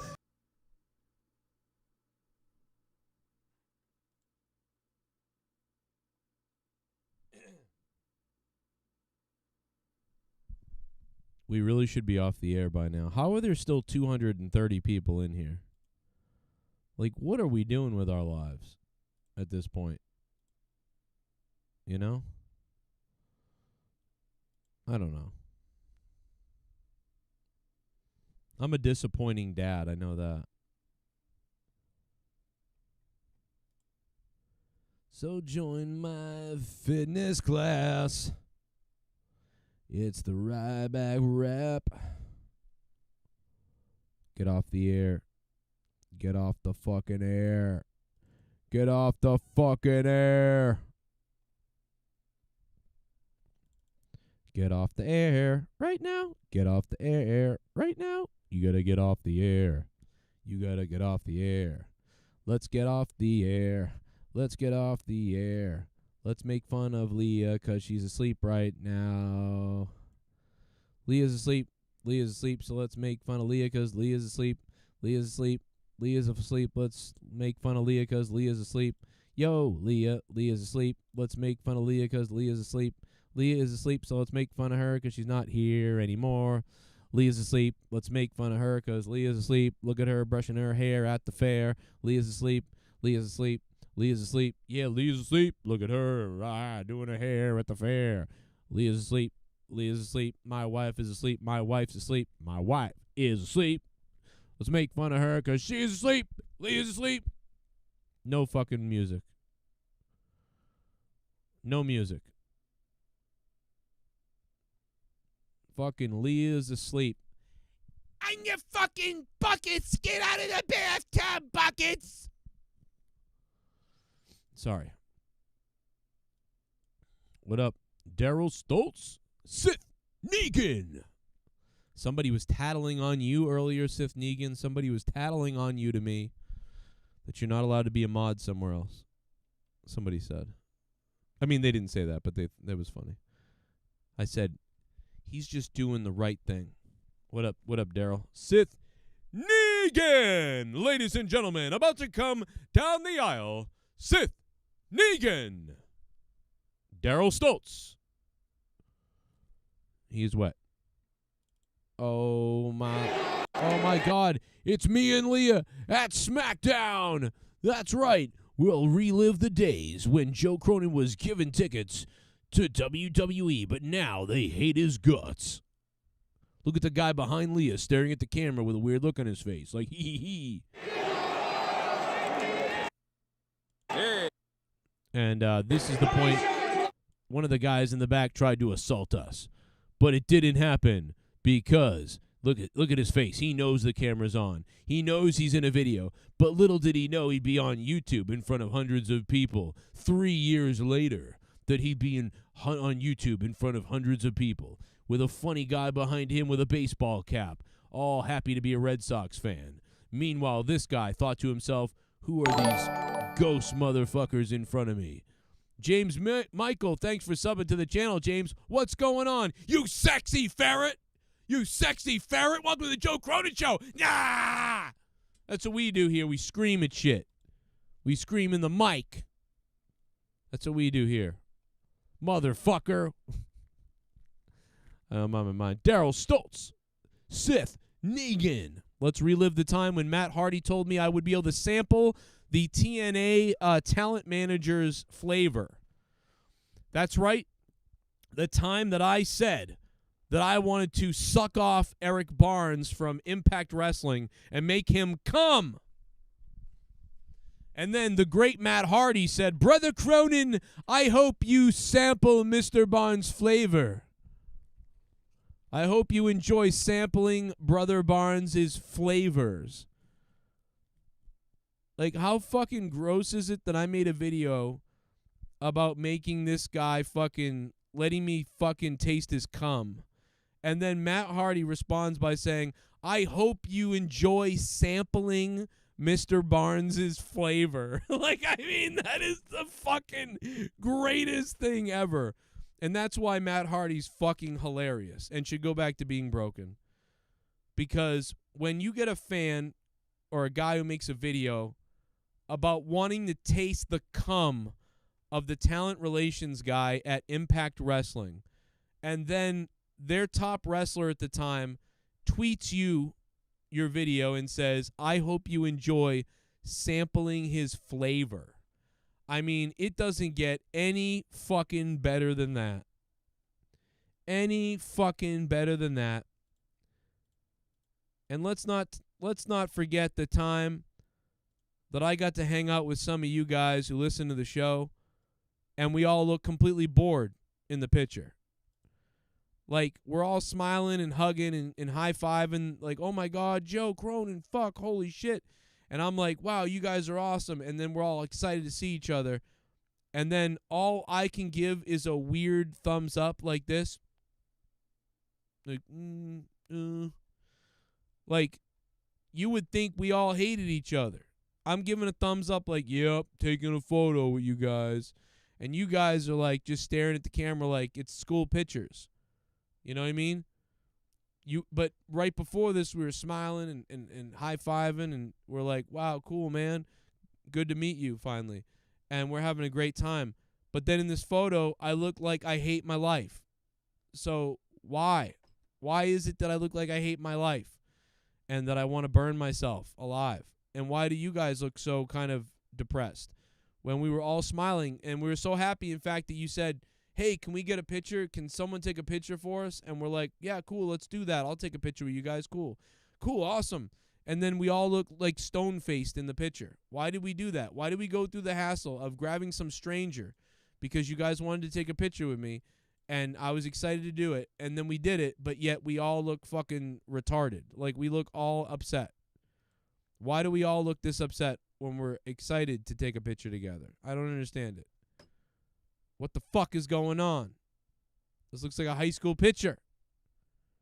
Anyway, I don't remember your names, guys, but it was fun meeting you, and I had a fun night that night. But we should have smiled in our photo. That's the only thing. What the fuck were we thinking? Not smiling in that photo. And here's a picture of Leah grabbing my dick. Okay, that's interesting. That's weird. That's randomly in here. Okay. This is a picture of Leah being upset that I took a picture of her because it was like 101 degrees out or something, and she was like really depressed about that. And then she and then I was like, I'm gonna take your picture, and I did, and she was like really grumpy about it. And like, I remember that. That was funny. She was like, why are you taking these pictures of me? What the fuck? And I was like, I don't care. I'm an asshole. What else do we have? We have any other? Here's Titus O'Neil saying that I'm a good person. This is very nice to reminisce about. Titus O'Neil. I said, just realized you followed me. Thank you. I'm honored. And then he said, thank you, Joe Cronin. I respect the way you positively use your platform. And I went, holy fuck, bro. I'm like a psycho, and I don't use my platform for positivity. And then he said that that's what makes me crazy, and he was cool because I thought I was burying myself. And then he was nice enough to be like, no, man, you're cool. And then there was that time I got in a fight with Keemstar. And then I was like, man, I don't want to get involved in this shit. This sucks. And then Keemstar was like, okay, Joe, I'm over it. I hope you are too. Take care. And that was nice of Keemstar because I was getting blown up and trolled hard for like days. And I was like, bro, I'm fucking kind of freaked out, Keem. I don't want this type of heat. And then Keem was like, it's okay. I'm over it. And I was like, cool, because I don't want to deal with this. And Titus O'Neil, even though I told Titus O'Neil, I said, man, I'm not that positive on my channel. I'm kind of a piece of shit. And then Titus O'Neil said, your craziness is part of your gift. God knows your heart. I play a bad guy on TV at times too. Entertainment versus reality. Damn, Titus O'Neil, giving love to me and to you. Titus O'Neil is a beast. You got to give it to him. Crazy shit. Then we had a really good time. Let's relive Pro Wrestling Mass. The show that never got a DVD, but was so fucking hilarious. I got the video of Leah kicking my ass. Commenting our debut show, this was a hilarious event, and if you guys had only heard how funny Matt Stryker was with me on the fucking commentary, you guys would have loved this. You would have loved this. Matt Stryker ate me to pieces. It was so fucking hilarious. You would have loved it. He ate my ass on commentary. And it was great. So funny. Matt Stryker did exactly what I thought he would do, which was just be a psycho. By the way, I hope you guys all listen to Producers Roundtable from Patreon. Not only is it up on Patreon, but I did upload it on the Corrupted channel as well. So I hope you guys checked that out, because it's a 1 hour and 10 minute fucking sex fest. An absolute sex fest. And you guys will have enjoyed it. Guaranteed. Let's see. What else can we take a look at?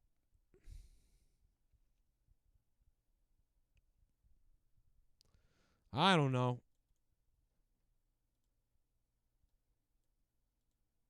I mean, I guess we can watch me take a stunner in high school. Let's watch me take a stunner in high school. I guess. Hey, has anybody seen where the orange juice went? Hey, has anybody seen where the orange juice went?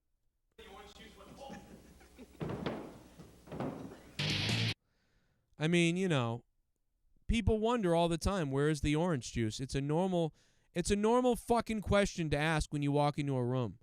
Okay? Where's the orange juice? Boom!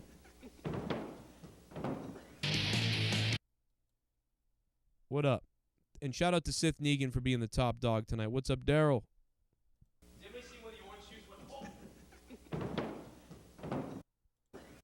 I mean,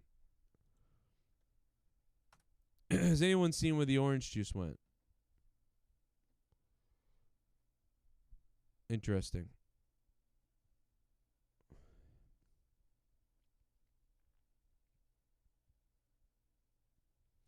A million pics of my mom are in my face. Da-na-na-na-na-na. Here's a pic of my dad. Is there anything else?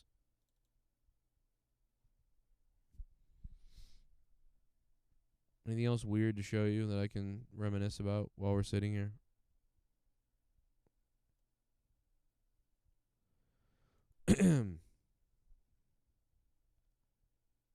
It's going to be a little bit of new Final Frontier alien shit we're going to talk about, and some other things.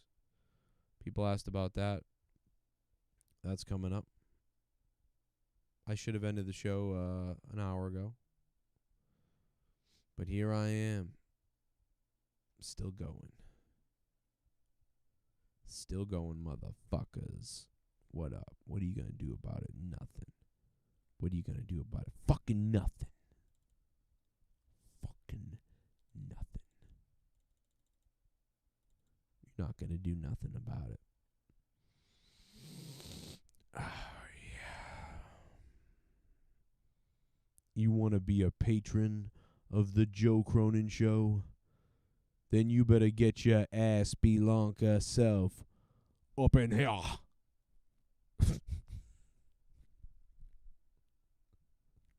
What?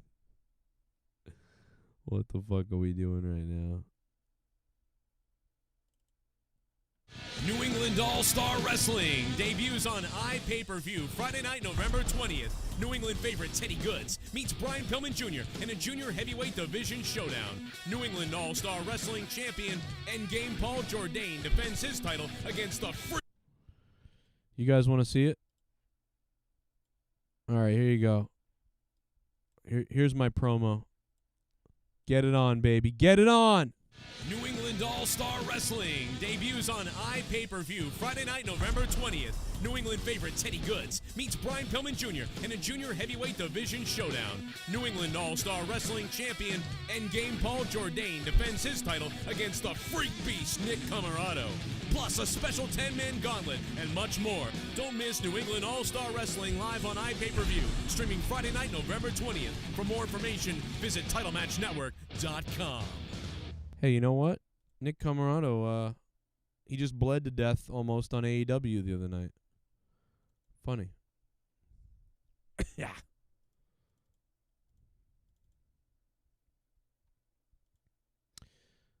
What's going on, chat? It's good to hear. I love you guys. I love it. Happy Pride Month. Don't worry, straight people. It's okay. I'm straight, too. It's okay.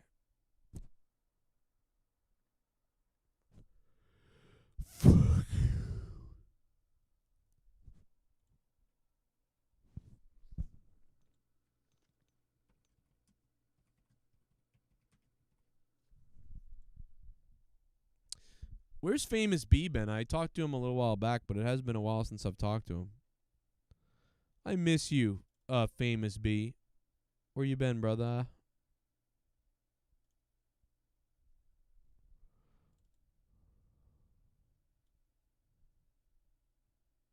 Oh my God, Jeff Hardy's checking out my ass, guys. Jeff Hardy is looking at my ass right here. That's so weird. Jeff Hardy, stop looking at my ass, Jeff. What are you doing? Oh my God, Jeff, you're looking at my ass, and Matt Hardy thinks it's funny. That's fucked up. That is fucked up.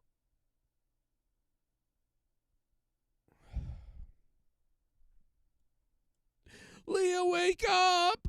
Leah, it's a Yang's recurve. Vivian cheated on you? What's up, brother? Did she really cheat on you? That sucks. That's bullshit, brother. I'm sorry. I just realized your name is that. I don't know. I've seen you for a while now, but I just realized your name is that. I'm sorry. Fuck her. I'm gonna show you. I'm gonna show you why my dick is ballsy. That's weird.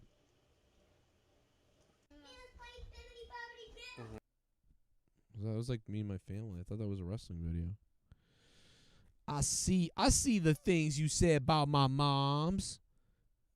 What up? I know what you're thinking.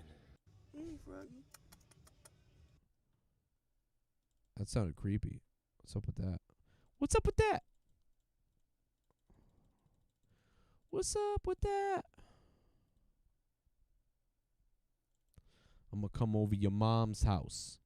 I'm gonna smash your face. I'm gonna come over your mom's house. I'm gonna bust open her head. And then I'm gonna leave her in the hallway and not give a fuck.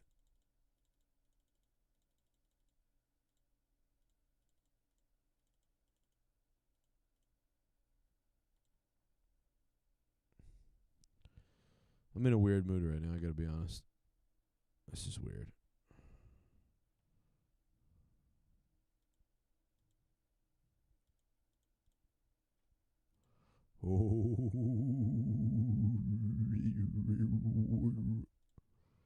Anything could happen on this show tonight. I mean, the show's over, but I'm sitting here babbling on. I mean, we're not even getting donations, and I'm sitting here, like, just babbling on forever. You know what I mean? I'm, like, doing just for no reason. What am I doing? You know what I mean? There's no reason to what I'm doing right now. I should be off the air, like, resting, getting ready for work, or, like, I have nothing in the tank creatively right now. I'm dead honest right now. I have nothing. I don't even know. I'm just literally streaming while looking through files and pictures, but I'm still streaming. But there's no reason to be streaming right now at all. Like, there's just no reason to be doing this. But I'm doing it. Makes no sense. Like, it makes no sense at all what I'm doing. And, I mean, I don't care. I'm still doing it. I have no idea why. Somebody wanted to see Leah kick my ass, I think. That was a while ago, but it could be done.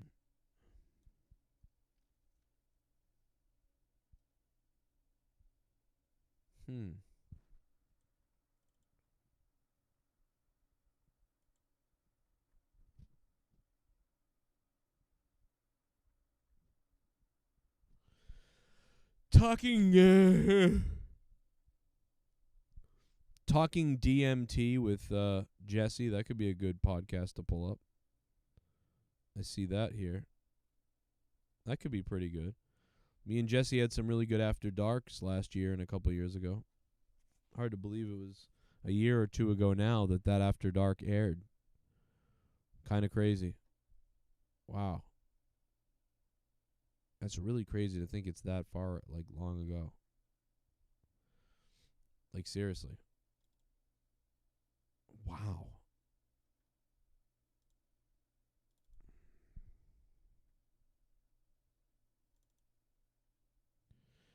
Prank call to somebody. What's this?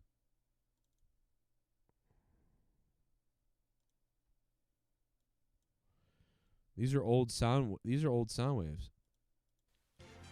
Hello there. It's Bill O'Reilly. And you're listening to the Bailey. This is when me and Bailey used to have our show. Hello there. It's Bill O'Reilly. And you're listening to the Bailey and Cronin show. There's been a lot of accusations about me here lately, and they're all true. Importantly, Megyn Kelly has a fat pussy.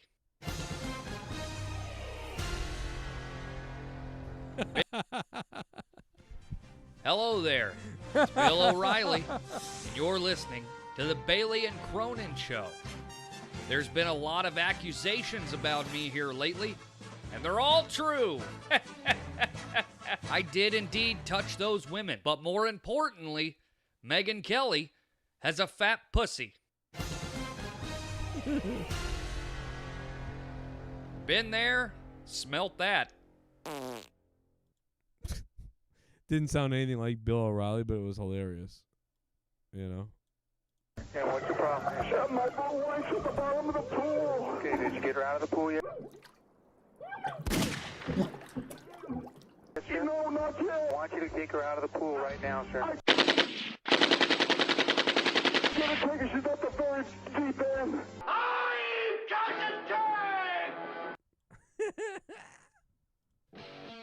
You're listening to the Corrupted Podcast.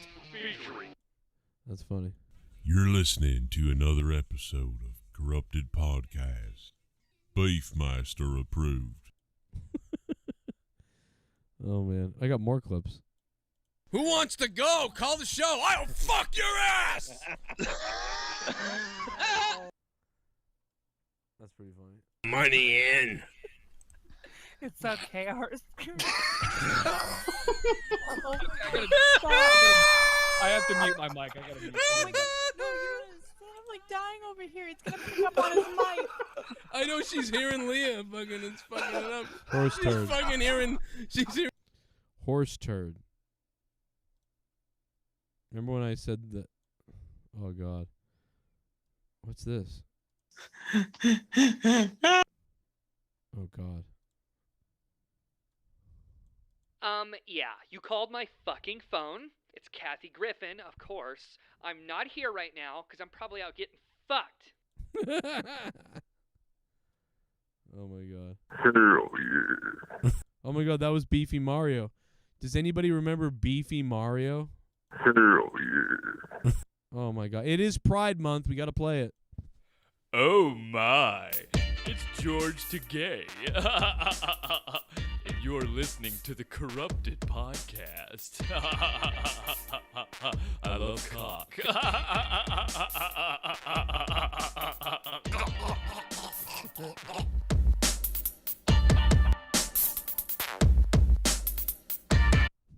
This Sunday night, it's WWE Payback.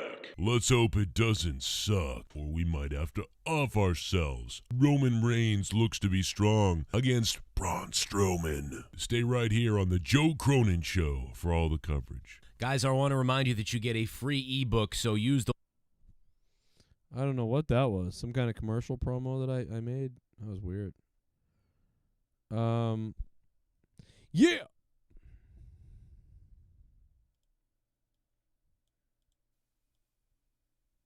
What's this? This could be it. Call system, so please don't abuse it. Hey, Tommy, man.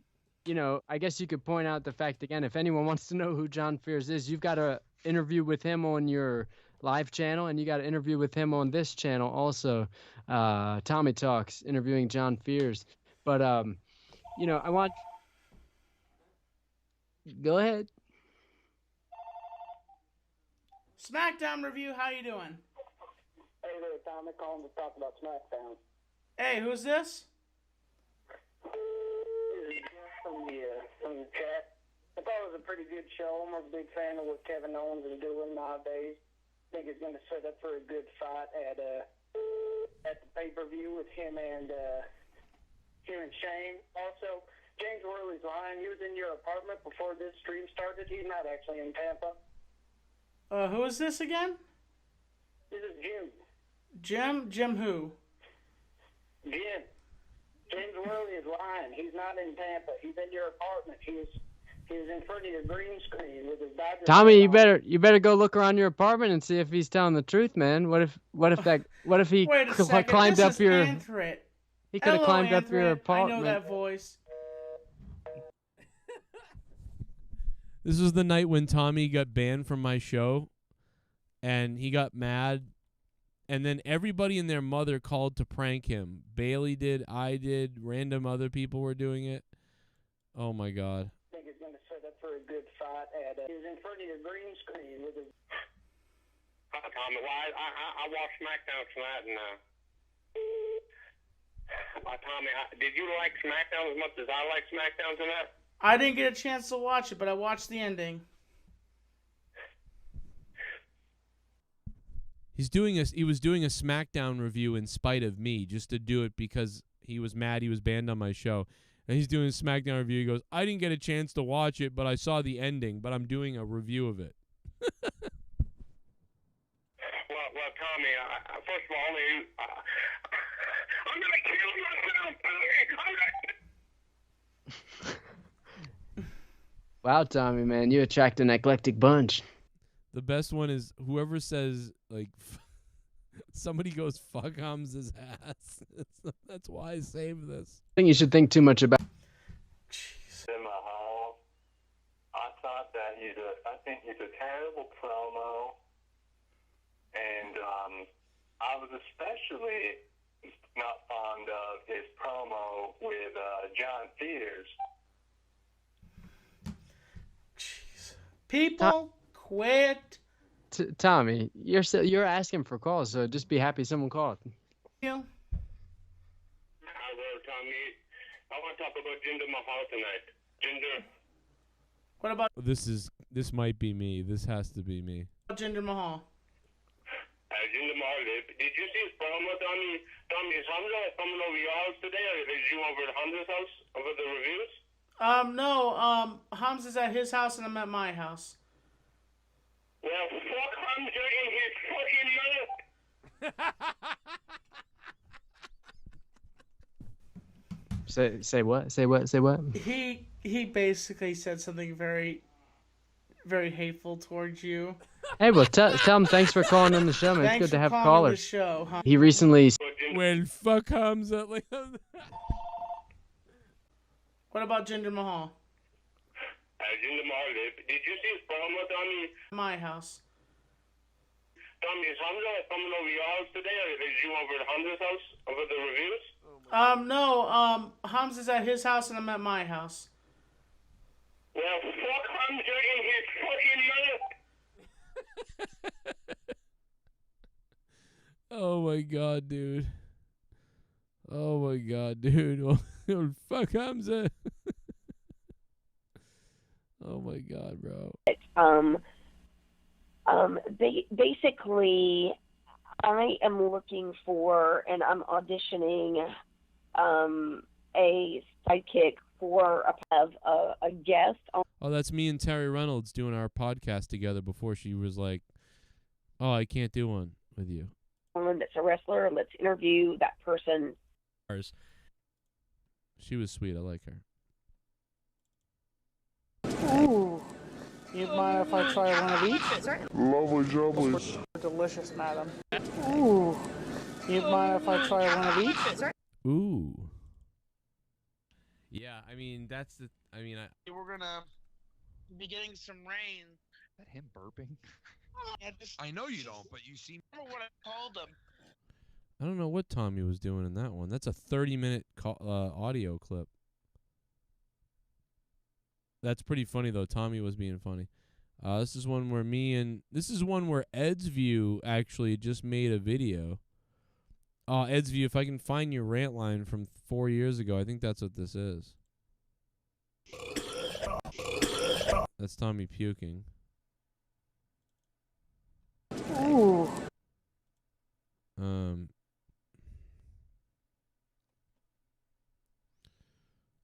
It's a lot of clips. He's lucky that that's all I did. That's all I got. I mean, it's not like I followed him to a top rope show and kick his ass in the parking lot. Like, these are all really old 4-year-old clips. I don't know. We should get off the air though. I thought I'd find something funny for you guys. Good night for real, motherfuckers. Hit that like button.